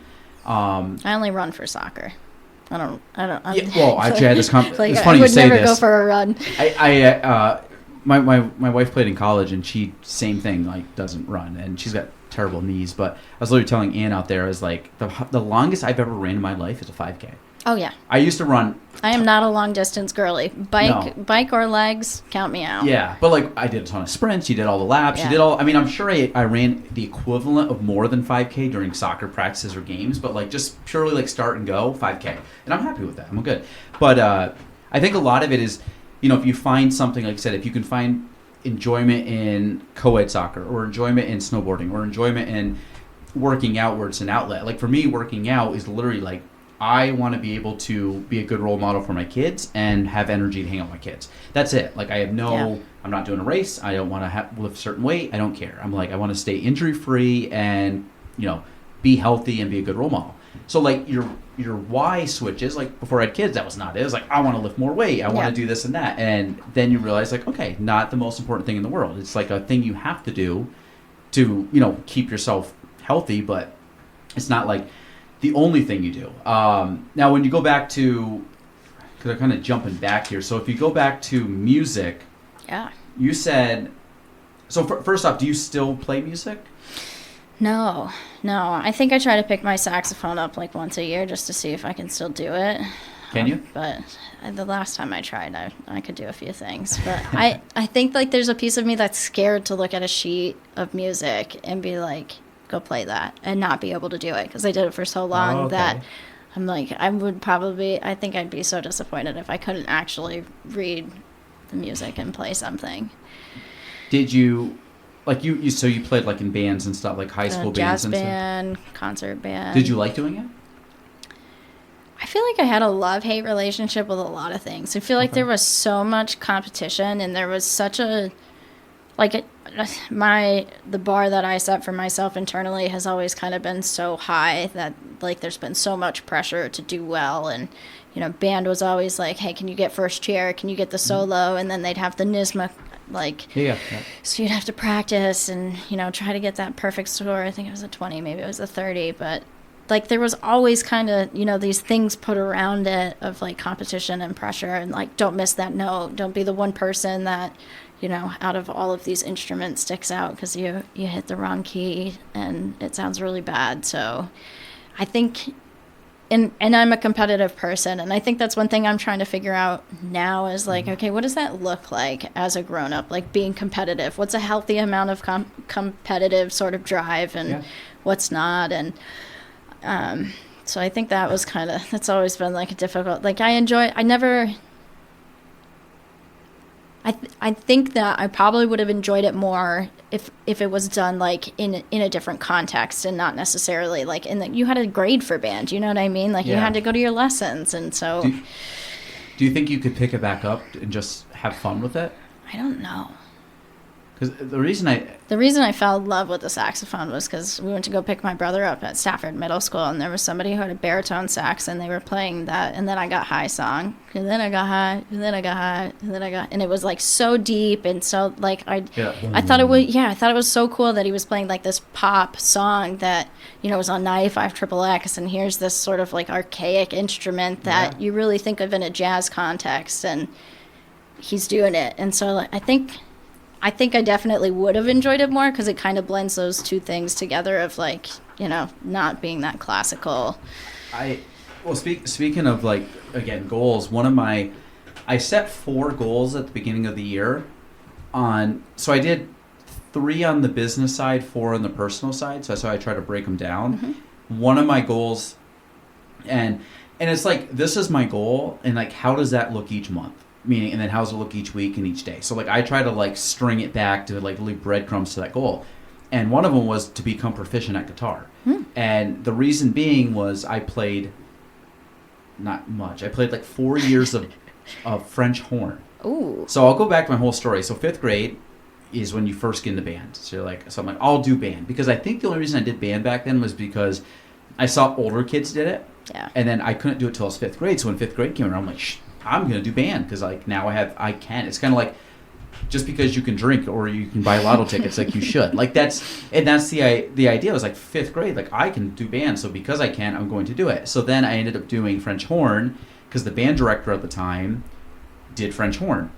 And he was friends with my dad, and I kind of knew him, slightly outside of school, but not much. And he was like, "Oh, you should do French horn, because that's what he had played." So I'm like, "Sure, I'll do it." Probably needed people and to play the French horn. Yes, and it was fine, whatever. So I ended up playing the French horn, and I'm like, "This sucks." Like I never liked it. I'm like, the sax looks cooler, the clarinet actually looks cooler, and then it was like the trumpet looks cooler. Yeah. The people playing drums, like almost everything minus maybe like one other instrument. I was like, that looks way better than what I'm playing. I felt like I had the most boring instrument. So I played like 3 or 4 years, never practiced, didn't really care. I hit all the wrong notes in the concert, whatever. And so I didn't play. And then in college, I played guitar for like a year. I'm like, this is kind of cool. And then I just stopped playing. So this year, I'm like, nope. So before Christmas, I drove up, I bought a guitar, and I forced myself, I'm like, I'm going to go buy a guitar. It was like an early birthday Christmas gift. So I'm like, I'm going to buy myself a guitar, brought my 2 boys up, went, bought one, came back. I took it, took out the stand from the basement, did I never put this guitar in a case, and literally put it in the corner of my bedroom. So I see it every day. I have played it 90% of the days since I bought it. Probably 95%. I play it almost every day. I'm not great. I can't believe you didn't bring it with you. I'm not great. You don't want to hear me play. But what I'm saying is I play it purely I play it whenever I can. Typically it's at night. Kids go down and watching TV or whatever. I'll just like strum on it while we're watching like a documentary or something. So I do it now purely for fun. I do it for relaxation. I do it for, you don't get frustrated by trying to learn? I really don't, no. And this is my thing. I'm not doing it for anything. I don't have any intention of playing this in front of people. I have no intention of being in a band. I think it'd be cool if it got to the point where I could like jam with other people. Yeah. But I have no desire to do it at a level that would make me feel pressure. So it is purely like an outlet. It's fun. I think it's fun when you finally get it. Like, oh, I kind of had that riff down, or I didn't make a mistake, or hey, I was able to play that for, a handful of notes without really making a mistake. And that's what I feel excited about, and I can put it down whenever, I can pick it up whenever, and I don't feel stressed about it, and I don't feel like I'm going to make a bad note. And for me, it's a pure, like, it kind of goes back to things that you're forced to do aren't as fun as when you get to choose to, and one of it's like reading. Nobody likes to read in school because you're told to read this book. I read all the time now because I find books I want to read and learn about, and I read, but both of those things are like my two outlets, that I would say from a home standpoint. Like if I can play guitar or read, that's what I do for enjoyment. Like, but for me, there's no pressure. I don't need to get through a book. I don't need to learn a song. I can make all the mistakes in the world on all the music. My poor wife has to listen to it, but she's like, I actually like listening to you play. So I'm like, I'm not that bad. Like that gave me like a little bit of boost. I'm like, great. I'm not like, she's not like, go in the other room. But that's what I was saying. Like it's kind of like as you get older, you find stuff that you have interest in, and you just do it for the interest and hobby of it. Like people do woodworking, people do painting. I think that's part of growing up too. Yeah. So I mean, for you, I almost feel like maybe saxophone, you attribute it to like work. The same thing with soccer. Like I put so much time into it at a higher level that maybe it, and I'm not saying it did, but for some people that takes, you get burnt out of it, and you're like, it's just not, I'm doing it not because I love it, but because it's something I've always done, and I feel like I have to keep it, like almost like I gotta keep the streak going, so I gotta keep playing this thing. Yeah. So, I don't know, it's yeah. No, I think, that's and I've tried to kind of pick up the guitar too, because I think the guitar is just it's just such a cool instrument, and to jam with people, and like even if you're not a good singer, you can kind of cover it up a little bit, like we sing a cappella, so I'm sure you're okay. I'm better in the background, but harmonizing. Yeah, I don't. Not the best. I won't make my friends will attest to that. They do ask that I stop singing often. I have a hard time not singing. I've had some people come in and sing. Like they play music, they sing. Yeah. So I won't make you sing. That's fine. No, you don't want that. But when you say music, do you like when you say hobbies are music? Is that playing the saxophone, or is that just purely like listening to music? I think I just love listening to music. I love so many different genres of music, and it's something my dad and my dad's like a big jazz kind of classical, James Taylor kind of like low key, so my dad and I have kind of always had that to bond over, and I don't know, I think between like just having techno beats and then having songs that like you can deeply emotionally connect with, and songs that you just have fun with, and they just kind of amp you up. I don't know. I listen to music all the time. I'm a very much like, I have like a genre that I like. Yeah. I don't spread it. I'm like, everyone's like, I like any, I'm like, I don't dislike a lot of music. I kind of go with that. Like I have a genre that I just kind of like. What's your genre? It's like a singer-songwriter, acoustic, folk, jammy, kind of like, if I could like list the artist, you'd be like, okay, that makes sense. But like I do like jazz. I don't mind country. I don't like there's music that I don't mind, and I'm like, yeah, I could listen to that, whatever. But it's you don't pick it. Yeah, it's not like my main thing. Like I'm actually going, I think in a month, to watch Pink, the singer, and my mom actually got tickets to that. Maybe not the same concert, but she got tickets. No, that's fine. She got tickets to Pink because I had said recently, I was like, she should have been my role model because she's like tomboy. She doesn't really care what anybody thinks about her. And I was like, and then my mom got tickets, so it's kind of funny. So are you going too? Or just this is your mom? Well, so I think we've decided to go to St. Martin instead of go to Pink.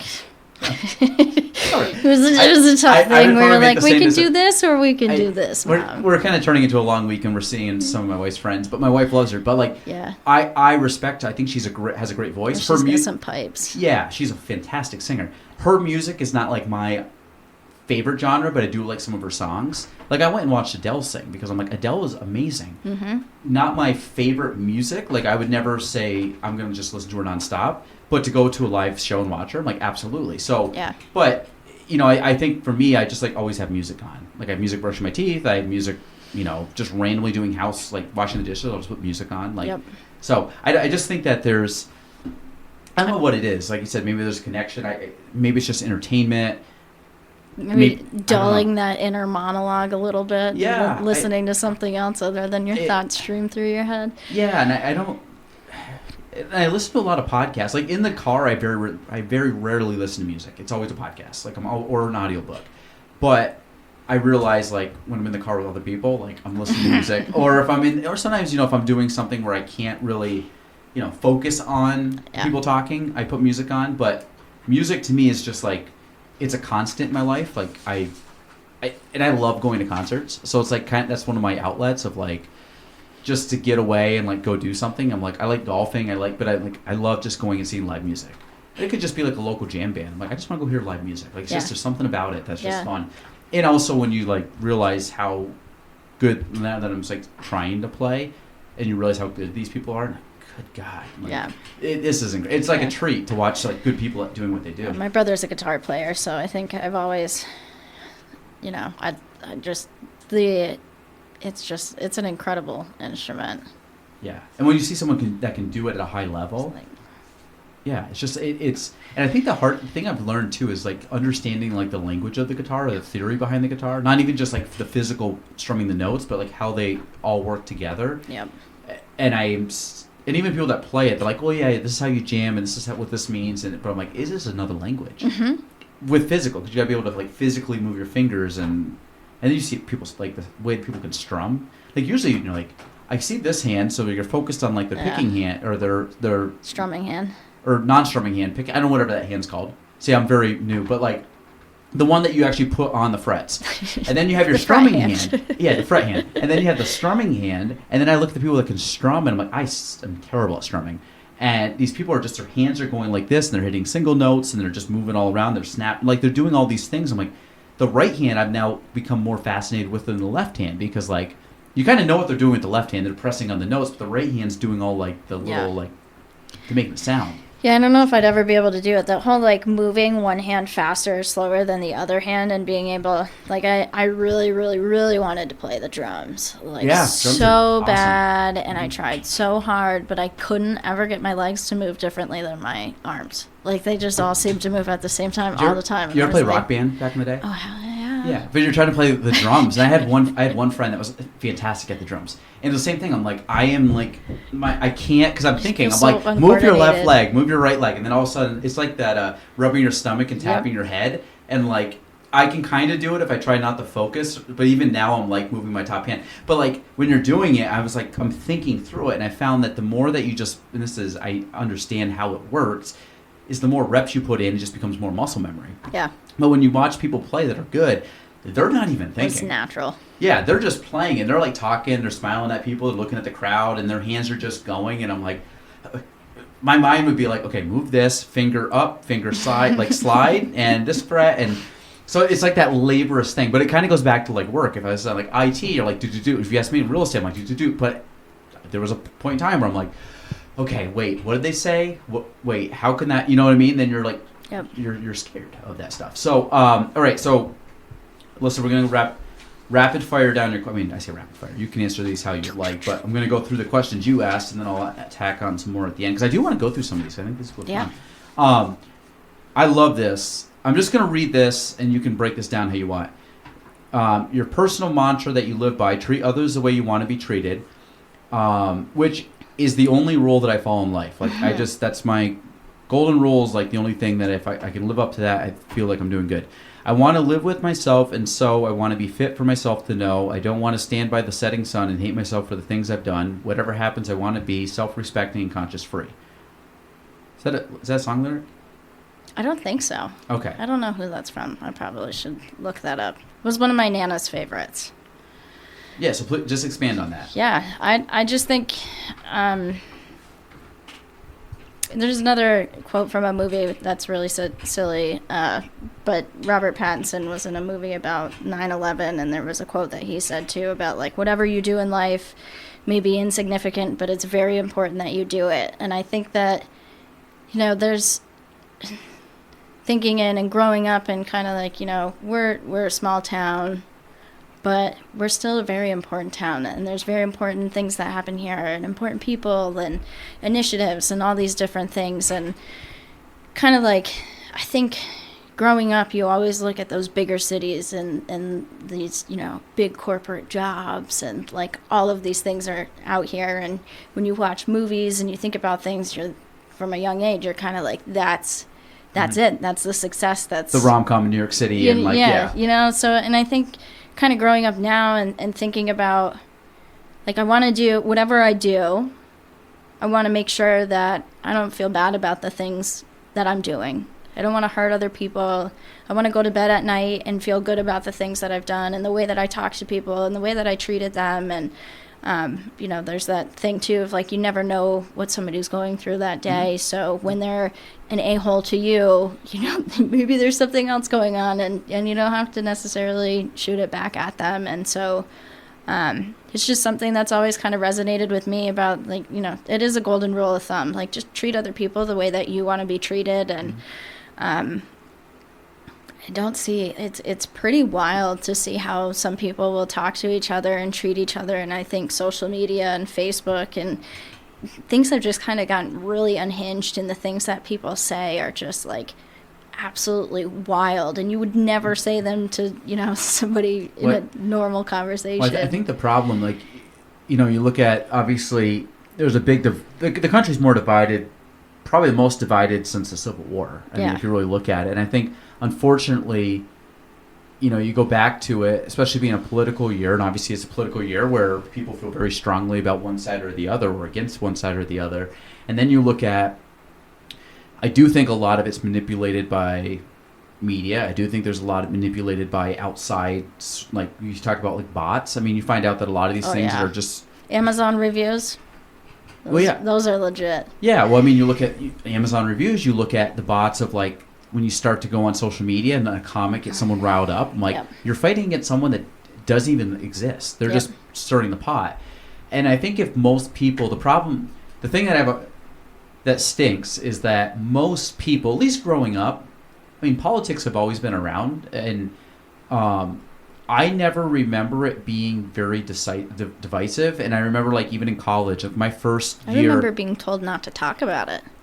Yeah, I mean, and I still don't like talking about politics with people. No. And I had someone recently was, bringing something up about politics and was like, oh, this and that, and I was like, I just don't talk politics with people. Like, I don't care. I said at best, I could argue against someone that we have different viewpoints, and when I say different viewpoints, we probably disagree on like 10% of issues, if that.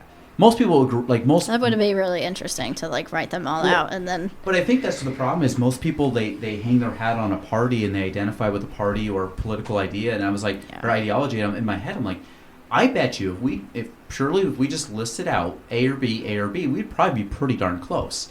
But if I choose to vote for this person or you choose to vote for that person, let's not hate each other over the slight difference that we have, and it's just a pick. And honestly, 10, 15 years from now, not going to matter. Actually, next year's not going to matter. No. The day after, it's not going to matter. And I've always, stayed away from politics. The other thing is, when you look at, I think you made a good point. Like, the idea of, I think I forgot how the actual quote goes, but like if you threw your problems into a pile, you'd be quick to take yours back. Meaning that most people, like, life's hard. This is something that I've also realized as I've gotten older, is that life is hard, and we all have different levels of capacity to deal with life, and we have different stress levels, and we have different, we all are born or adapted or nurtured into these roles or these skill sets or whatever that allow us to experience life. And everybody gets hit with certain things in life that, like, my kid the other day was crying about something. And in my head, I'm like, what are you whining about? Like, that's not a big deal. But I didn't say it to him because I actually follow a lot of, like, Stoic philosophy and stuff. And one of the ones I've mentioned a bunch of times is called Daily Dad. If you guys don't sign up for this week, mom too. It's just parenting. But it's called Daily Dad. But one of the things they talk about is, like, that, 3, 4, 5, 6-year-old kid who's stressing about that thing is a big deal to them. Yep. So you have to treat it as a big deal because then you're belittling what their view is. Experience. Yeah, so if I say something and then some, like, 50-year-old says, what do you know? Like, that's nothing. But to me, I'm stressed over it. It's a big deal to me. So like support would be nice to help me through my stress, which I have 34-year-old stresses. My 6-year-old son has 6-year-old stresses. Now I look at that, I'm like, oh my God, that's so funny. Or stop whining, you're annoying me, blah, blah, blah. But then I'm like, no, what is it? Let's fix it. Let's talk through it. Because to him, that is a huge deal. Like that is the biggest thing in his world right now is that. So I also look at that as, and then. Because we're not really taught. I mean, we have our parents, but, there's so much emotional building and learning, and you've obviously read a lot of books and you've picked up on these things, and I've read some books, definitely not as many as you have. It's on the to-do list, but between therapists and other things, right? Like you start to learn these tools and these things.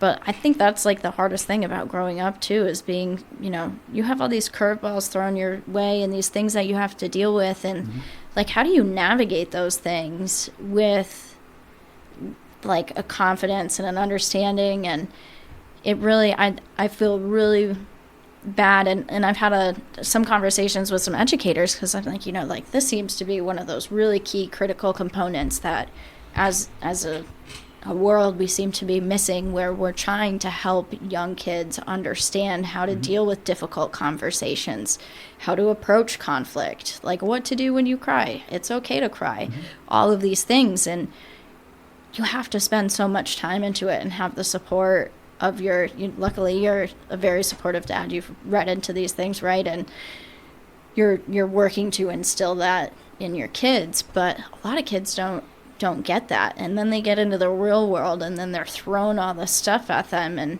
even with having all of that guidance and therapy and everything growing up, I still think like that was one of the hardest things, and still is one of those hardest things to kind of navigate and deal with, even when you do have a lot of support. Well, yeah, and you look at it like last night, like it's kind of a funny story now, but so my kids were great last night. My wife was out to dinner with some friends, and I had 3 kids. They were all doing fine, and they were actually all playing. And I remember for like a half hour, I was like, wow, they're having a blast. So I'm cleaning up dinner, I'm doing all that. I'm like, as soon as I'm done, I'm gonna go lay on the carpet with them.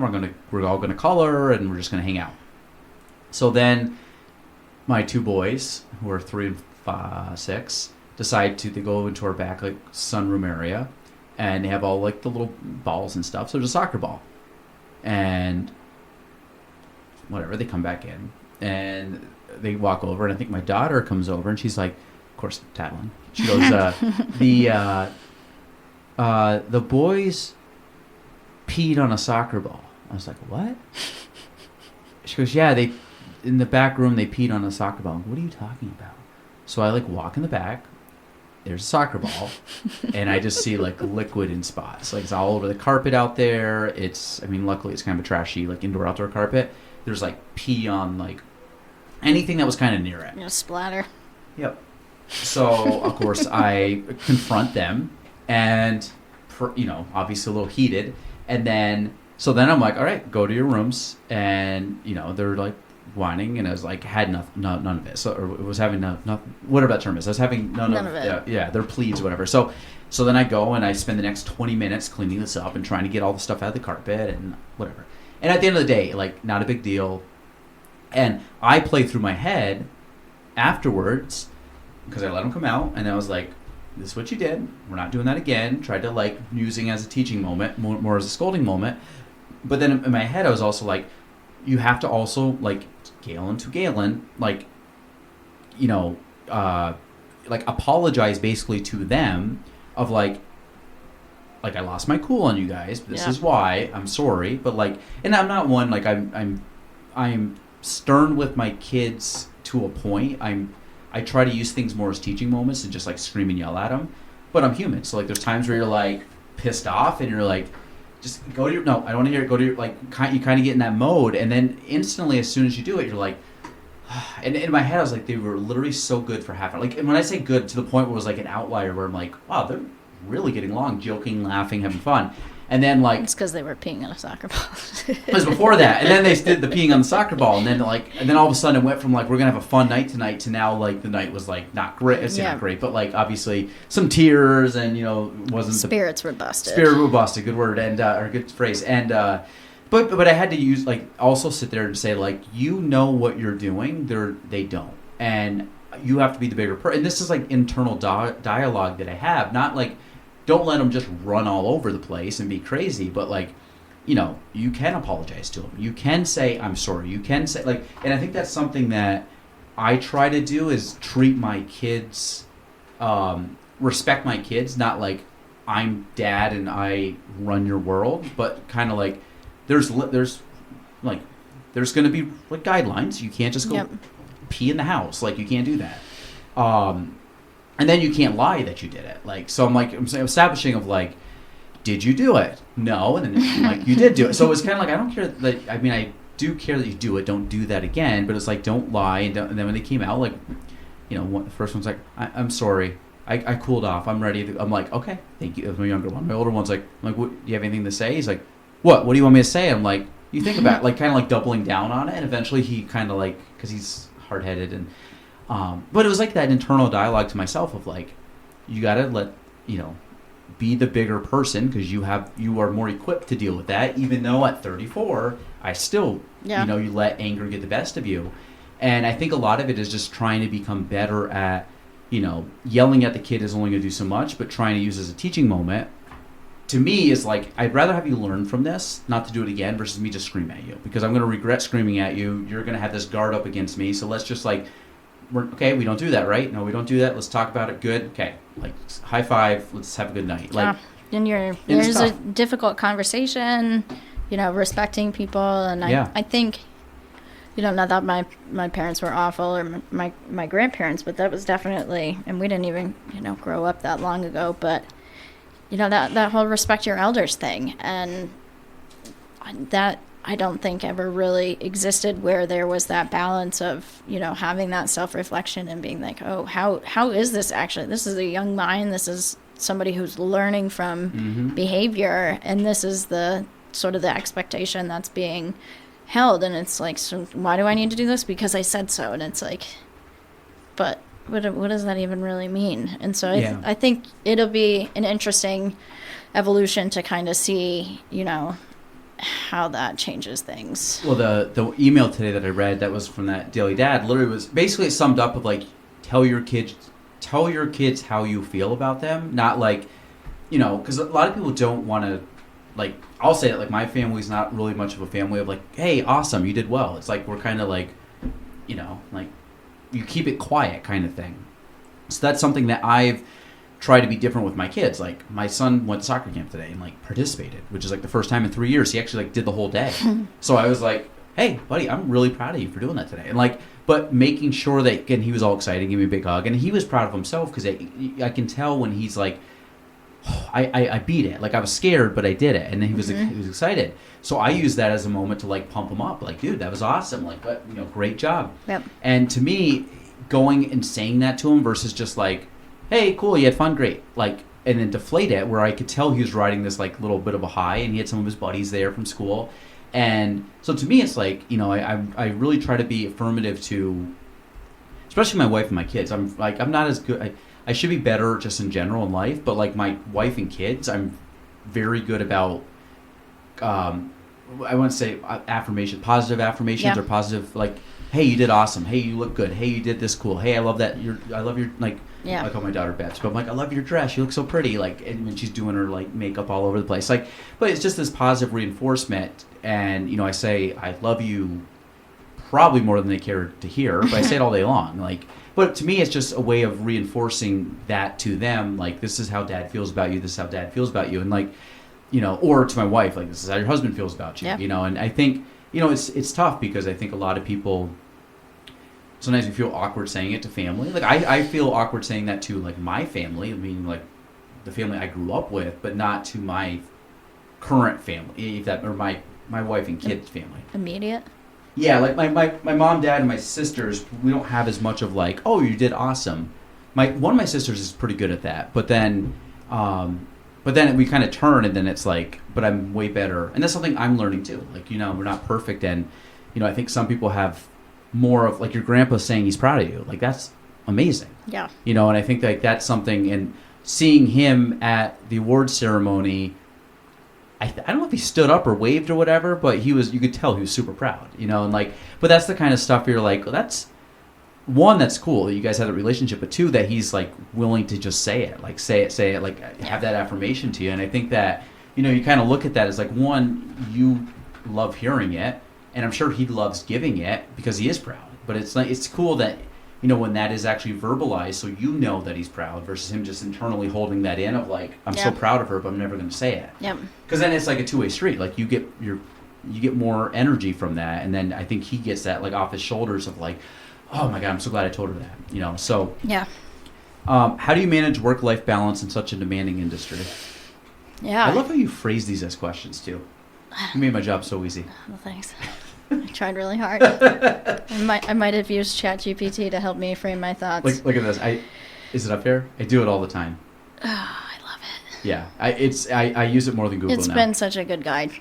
I use ChatGPT way too much, probably. But I seem to actually recently just got diagnosed with ADHD, which has been interesting. And I like a lot of the stuff that I've been trying to plan out and kind of like just overloading and not being able to have like that start. Mm-hmm. So I've literally been trying to use ChatGPT to kind of like help me gather my thoughts and like plan out my things. And like, these are all the things that I have going on. Can you help me like put a structure together that I can kind of like try to follow and like check these things off? And it's incredible technology. Oh man. Do you pay for the paid version? Oh, yeah. Yeah. Which I heard you don't have to do anymore. I heard everybody said it was free. There is a free version, but I think the data stops at a certain time unless they've shifted that. So like faster. Oh, this is new. 4.0 mini. So they don't even give you 3.5 anymore. Oh, maybe it doesn't. So I originally bought ChatGPT 4, and then they came out with 4.0 or whatever. And so I just go with 4.0. And then, but I don't, yeah. I don't want to skip over your questions, but ChatGPT, people are like, that's cheating. I'm like, it's not cheating. It's augmenting. It's saving. I like that. It's saving my brain power from tasks that like I want to get to the solution as quick as possible. So like to me, like you just said, the outline. We have to preload everything in there. Yeah, like you have to. Yeah, you put the prompts in. But I would say like coming up, like you said, a task list or prioritize this. Like I've just taken Google Sheets and just copied and pasted sheets or pages and just dumped it in and said, prioritize this for me. I'm like, okay, like let's not reinvent the wheel. Just follow this thing. Which you only want to do on versions that they're not selling your data. ChatGPT? Yeah. I'm sure they do. I'm to the point now where I'm like, you're in IT. You'd be a good privacy person. Policies can be pretty interesting on some of the engines, but. I feel like this is where my ignorance comes in handy. When I'm like, I'll just say yes to that. Yeah, tab, there is a certain amount of ignorance is bliss. That is very, very true with a lot of IT stuff. I just figured nowadays things are so sophisticated that if people want my information, they'll get it.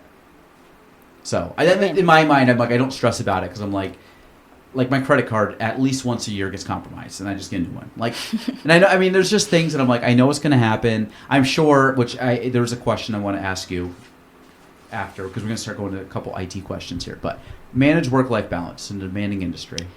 Yeah, I think figuring that one out still. I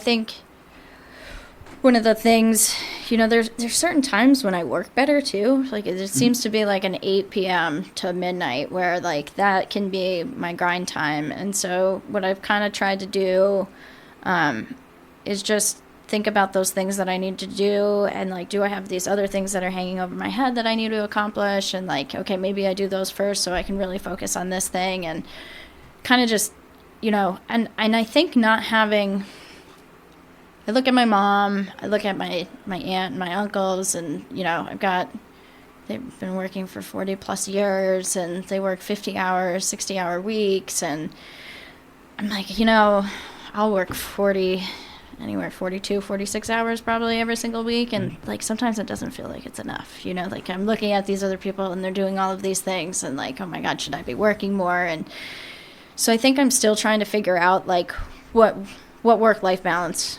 really means to me. And I'm sure that will kind of shift as, life changes, if I have kids or, whatever. Just energy too. That. And So right now it's really about kind of capturing the moments when I have them. I don't know if I really like unplugging yet. I think that there's like some amount of structure and consistency and things that you have to have in place so that, you know, when you come back, you don't have this like swarm of things. I tried that this year. I went away for 5 days and came back and I was like, oh my God, my list isn't this now. It's this. And like, was that really helpful for me to not check emails for a week just to come back to this? So again, I think a lot of that comes down to a lot of that planning. And, you know, that's my number one goal for this year is to really knock that out of the park, but kind of, and obviously different roles are different too. So I'm lucky that I'm in an environment where I can take my work with me. I can work after hours if I need to, and a lot of people don't have that flexibility. So I kind of feel for them because I'm not sure how, you know, some people would structure it. But I think, you know, for you and I and for other people too, and whether I put this on myself or not, right? Like I think it's like your work is your life kind of to some extent, and then so like they're always ingrained. And my mom literally lives across the street from me, so it's like, you know, it's not anything to walk across the street and talk about work after hours. And I don't find that it's draining to me either, you know, like to have those conversations and kind of candidly move into other things. But I think it's really, I am trying to make a more significant effort to be in the moment. And, you know, like I think that's one of the things with like, you know, I don't really spend a lot of time on social media necessarily, or like, you know, taking videos and sharing them. And I'm like, I stare at a screen a lot of the time during the week. Like I'm out on the boat, I'm just like looking and enjoying things and kind of putting my phone away and unplugging for a little bit of time. So I think for me right now, my work-life balance is probably in smaller chunks than what other people might consider a work-life balance. Like I don't know if that work-life balance is, you know, truly working only 40 hours a week on, you know, work, or maybe it is 50 hours a week, but it's spread out in different places, which is kind of what I'm feeling now. But I feel like I'm able to kind of give myself the time to do the things that I need to do. So it kind of just feels like life is just happening, and it doesn't necessarily feel like work is happening or life is happening. They're just kind of moving at the same time. And yeah, the work-life balance thing is definitely, it evolves. Like a handful of years ago, 60-70 hours a week was nothing for me. Like I would work that, and that was just normal. Like I would, you know, a 12-14 hour day, did plenty of those, and, you know, loved it, had energy, could fly through it. And then I actually felt, as I was saying, about 3 years ago, when I stepped back and started doing more higher level type things, my hours actually went down. My mental strength or mental energy went way down. Like, just because what I was working on was so taxing, it was like and I think a lot of this has to do with the level of, like, I got very competent at real estate sales. It does not challenge, like, I didn't say that, I don't want to sound like, but it's one of those things I don't have to think much about it because I've learned all this stuff. You have a routine. It's a routine, it's second nature. If you ask me a question right now, I'm probably going to spit out the answer right off, or if not, I would probably get to the answer very quickly. Meaning I might think slightly and be like, no, actually it would be like this. All the stuff I've been working on the last 3 years has been more mentally taxing because it's been a struggle. It's challenged me because I've had to learn. You're visionary. Yeah, that, and I've had to learn stuff too. So it's like kind of like that unknown. I'm like, I don't even know what to do, so I got to figure out stuff, somehow try to figure it out, which means I have no direction. So I'm just pulling at stuff and then trying to kind of. If only you had ChatGPT. I know. I'm like, teach me how to do everything without. I know this actually would have. I mean, it's kind of. I really actually wish it was 3 years ago. But a lot of it was just manually trying to think. But what happened is my mental, whatever, battery energy would be depleted so much quicker because my mind was being challenged so much more that I could work for 3-4 hours like on one thing and get done and be like, my mind's mush. Yeah. I'm done for the day. I've worked 4 hours, where 4, 5, 6 years ago I was working 3 times that in a day, but I would be at the end of the day more energized than it was after those 4 hours. So I found, and I've, you know, tried to learn from a lot of people that kind of are in this line of work, And one of my favorite guys, Tim, I've said him before, but Tim Ferriss, been following for probably a decade or more. He always says, be productive, not busy. So I've always gone back to, don't just move for the sake of moving. Right. Don't just answer emails for the sake of emails or just do a task, whatever.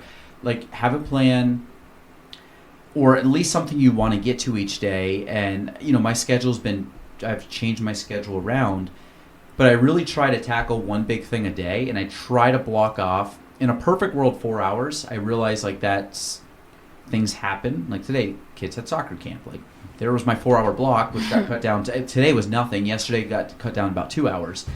But I try to have time each day where I'm just working on a high-level thing that is in that hierarchy of accomplishing a task. And then, like, later on in the day is when I do, like, my client calls and stuff, because I don't have to think much. It's just kind of like I can call someone on the phone as I'm walking out the door, and I'll be able to figure it out. I'm not stressed about that call. So that's, I think, the work-life balance for me is now work less, but those less hours, which are probably down 40%, 50%. Yeah, 50% from what they used to be, are a much more high concentrated effort. So I'm more tired, but my time is more free, meaning that I have more time to do other stuff. Yep. And it's been a struggle. Like, you have to learn it. It's like relearning a whole new skill. But I think the benefits of it are great. I think how I'm building stuff, it's going to be really good. But the struggle part now, which is funny because 5-10 years ago I had different struggles, which now I laugh about, but they were struggles then. So like, I'm hoping 5 years from now I'll be laughing at myself now, but like, oh my God, you thought that was hard? But again, I'm dealing with it now, so it is my stressor until I kind of flex that muscle enough to make it not become second nature. So that's the hardest part. But I think I've allowed work-life balance to. I'm way more involved with my kids and around my kids and family, knowing I had to make that switch because they were getting older and I had to take a step back, and like a lot of it was out of that necessity because that meant a lot to me, versus like work and never see my kids. So I'm like, that's not going to happen. Like, so I lost opportunity and money and things for that trade-off, which I would do every day of the week or every year, and then there's a certain point where like they're not going to say like, I want to hang out with you. So then I'm like, okay, at that point I'll, then I'll have more time back, so then I'll go back into that gear. But right now I'm like, I'm willing to, take the time. So, but it's always a struggle. Like you said, things change. So like every year things change. Every couple of years things change. And then you're going to prioritize something over something else. So same way you did soccer in college. Like that's gone. Now it's like, I got a lot of time. What do I do with it? Yep. So to work at Hollister. There's your model. So let me see. What we kind of already did that one. I said feel pressure to live up to your family's accomplishment, but I think you've kind of have kind of nixed that, or not nixed it, but you've covered that enough. This is one I actually wrote, and you kind of wrote it here. I don't know if this is necessarily common. You wrote down, can you explain the importance of, what are some common misconceptions about cybersecurity that you encounter? And then I wrote down, what this is what little I know about it. What IT are biggest concerns for businesses, and any big unknowns where you're like, well, most businesses don't know this and they should know this, which I think is why common misconception. So if you want to like package that all up. Yeah. I think for cybersecurity, a lot of the conversations, like we're too small.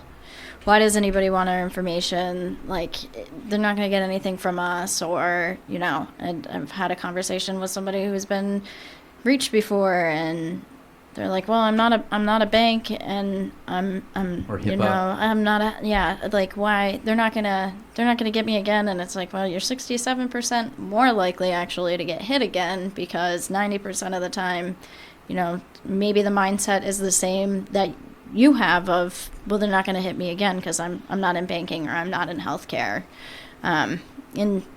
There's the organizations that they have goals, they have KPIs, they have things they want to accomplish. And one of my favorite things my mom says about, organizations and people is we're all just IP addresses. They don't really care where you are in the world, or 90% of the time, they don't really care what you have. It's a one-to-many attack, and if you end up falling for it, then, good good for them. I think there's a lot more payoff in those. And you hear a lot about the bigger ones that happen because obviously there's these huge payouts and, they make the news and oh my goodness. But I forget. So there is a U.S. data statistic thing, and I focused on the state of Vermont and their numbers a little bit more, just because New York State is so big, and unfortunately they don't break it up by county, so you can see kind of how much money was exfiltrated from certain areas. So I'm like, okay, well, New York State's definitely skewed because of New York City, so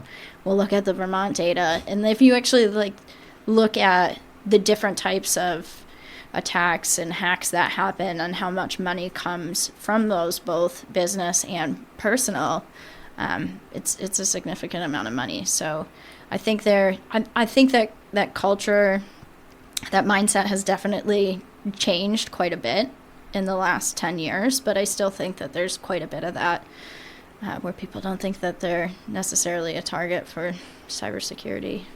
And when you say, threats. This is any size. Do you guys just business to business, or do you work with consumers too? Business to business, yeah. So if you looked at business from a small, let's say, something like our office being on the small side to something that is thousands of people. When you look at there's a big discrepancy from small business to large business. Is everybody?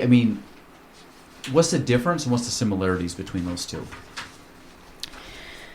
I think, bigger businesses, I think typically have the IT budget established, and whether it's because somebody's mandating that they need to have these things, or, there's maturity throughout organizations too, right? And so I think your larger organizations, they typically have a nice stack of security solutions, and probably a CISO and an IT director, or maybe a cybersecurity specialist, right? They have these people that are embedded within their teams, and it's something that they prioritize because they have these big bank accounts that they have to protect, right? And when that money, if it gets ransomware or whatever, it's a big deal. And I think smaller, I think it just hasn't been a part of the conversation maybe yet of okay.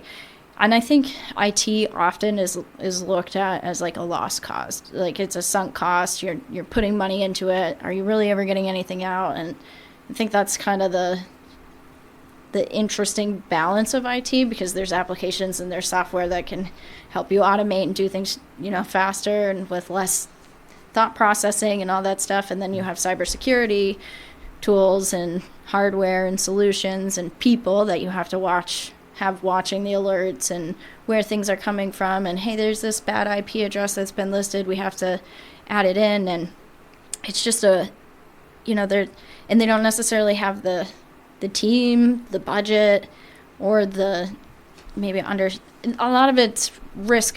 I tell people that sometimes I feel like I'm in the insurance business, because a lot of what we talk about is risk, and talking to businesses about, okay, so, if somebody ransomwares your servers and you can't get access to your data for a day, what does that mean for you? Or it's not a really big impact to our business. Didn't Microsoft just go down a day ago? I don't know if that's the same thing, but... Well, it was a different piece of software that completely bricked the Microsoft But think program. about how many people were affected by that thing. Yeah. Probably billion. A lot, and unfortunately there's a lot of healthcare organizations that have that, and I'm not, can theorize about a lot of different things, but if you can think about not having access to a patient's files because they're on this computer and they can't get access to it, and hey, what if they're allergic to this drug? They're on the surgery table. Or they're on the surgery table, if you think about it, there probably was, lives that were lost because of an event like that, which, shouldn't have happened. The CEO, I think, is going to be on trial with the Supreme Court. I think I saw that earlier today, so that'll be interesting to watch. But I think that, it's a cat and mouse game, and it really is just kind of talking about, hey, if this attack does happen, what does it mean for our business? We have lost productivity. Our consumers not going to purchase from us because, our name has been tainted because we have this event that's tied to us, which I don't know how much that actually impacts. I've never really asked anybody, I mean. I'm sure it does. Like when you look at anything at like a major scale, a lot of it is public perception, unfortunately, but Right. it's like you sway masses of people. So I think, I don't, nothing's really coming to my head offhand, but when big companies or brands do something, or like you said, there's a breach, like take Boeing right now, like Boeing's had crashes and stuff. And people were like, dude, flying Boeing. I'm sure they lost a lot of money. I mean, Yeah. I know they got government things, but like if you look at something like that and someone's like, I'm not flying on a Boeing, like, and then you're like, crap, we're the airline that only has Boeing jets, like you might lose business because of that. So I think that's true. I think there's some like level of consumer uproar that we have to have at some point, or citizen uproar. Obviously, there's a lot of sort of local practices and organizations and businesses, and I know plenty that are not HIPAA compliant because they don't have proper things in place. But as a maybe as a patient, I still need their services, and there's not really a lot of places for me to go. So I can't be like, oh, I'm not coming here until, you get the right cybersecurity protections in place and you're HIPAA compliant, and then, So you I'll know be how to your ask patient. that. I was like, wait, what? Yeah. But I wouldn't, it's just, it's not, I think, there hasn't been a huge push from consumers and from people to be like, you're not actually going to earn my business, which is what it is in any capacity, right? Because I know you're not doing the right things to protect my data. Mm-hmm. What about, this is my last question for you, I promise, and we'll wrap this up. When you look at, I'm doing it like very basic right now. When you look at like passcodes and passwords and stuff for like computers and things like that, I've heard of different apps, and you probably know them, but like, is it Passport or Pass something? LastPass. Like, there's ways that they can like encrypt your because I'm sure a lot of people have the same password for a lot of things, and I know that's like probably number one. That's the biggest no. Yeah. Yeah, like you should. If they get one, then they get all. Yeah, and I think a lot of people. It's kind of like a value meal. That's it, right? I want everything on the menu. But I think that's something where I have heard there's different apps that somehow, I don't know how this works, like encrypt all your things. So now you have like a 20 password, all these weird letters, kind of like trying to figure out a Wi-Fi password. Password hashes. Yeah. So and then they save it, but they save it where it's like that's encrypted, and then and I don't know how it works, what smarter people do than me. But that what you would say is probably a smart thing for people to do is get something where they encrypt or. Yeah. So I mean, and it's kind of interesting. Like in cybersecurity and IT, right? You like car people, you have people who love Fords, and you have people who love Chevys, and there's all these opinions and different things. So my mom and I actually kind of go back and forth on this one. Saving passwords in just like your browser, definitely not good. But the LastPass, there's Keeper, there's a few other options out there. I like them just for the fact that I know whether I've reused a password, and I know where I have accounts. Mm-hmm. So I like it from that perspective because, I sign up for things all the time, and I don't really think twice of it, and I'll put my information in, and then I'll never go back to that website, ever. And then all of a sudden there'll be like this thing is breached, or all these passwords have been leaked, like make sure you go change. And so I like kind of having that as almost like a log of like, hey, this is all the accounts I have, so if I see this one, you can search them, and there's good security behind it too. Obviously using multi-factor authentication on any of those apps, banking apps, that's wherever like you getting can. a text message and Yeah. No, I think, like I said, I think people are smarter. I mean, again, you deal with this every day. Like, you almost wish that these people that were hacking use that like smartness for better things in life, like be more productive There's in life. usually and help. More money in being the bad guy. I know, and that's it. Part of me, I'm you have no morals. I was gonna say, like, follow the golden rule and like like use all that good smarts for something that's positive and not bad stuff. But Alissa, we're gonna wrap it up. But I'm glad you came on.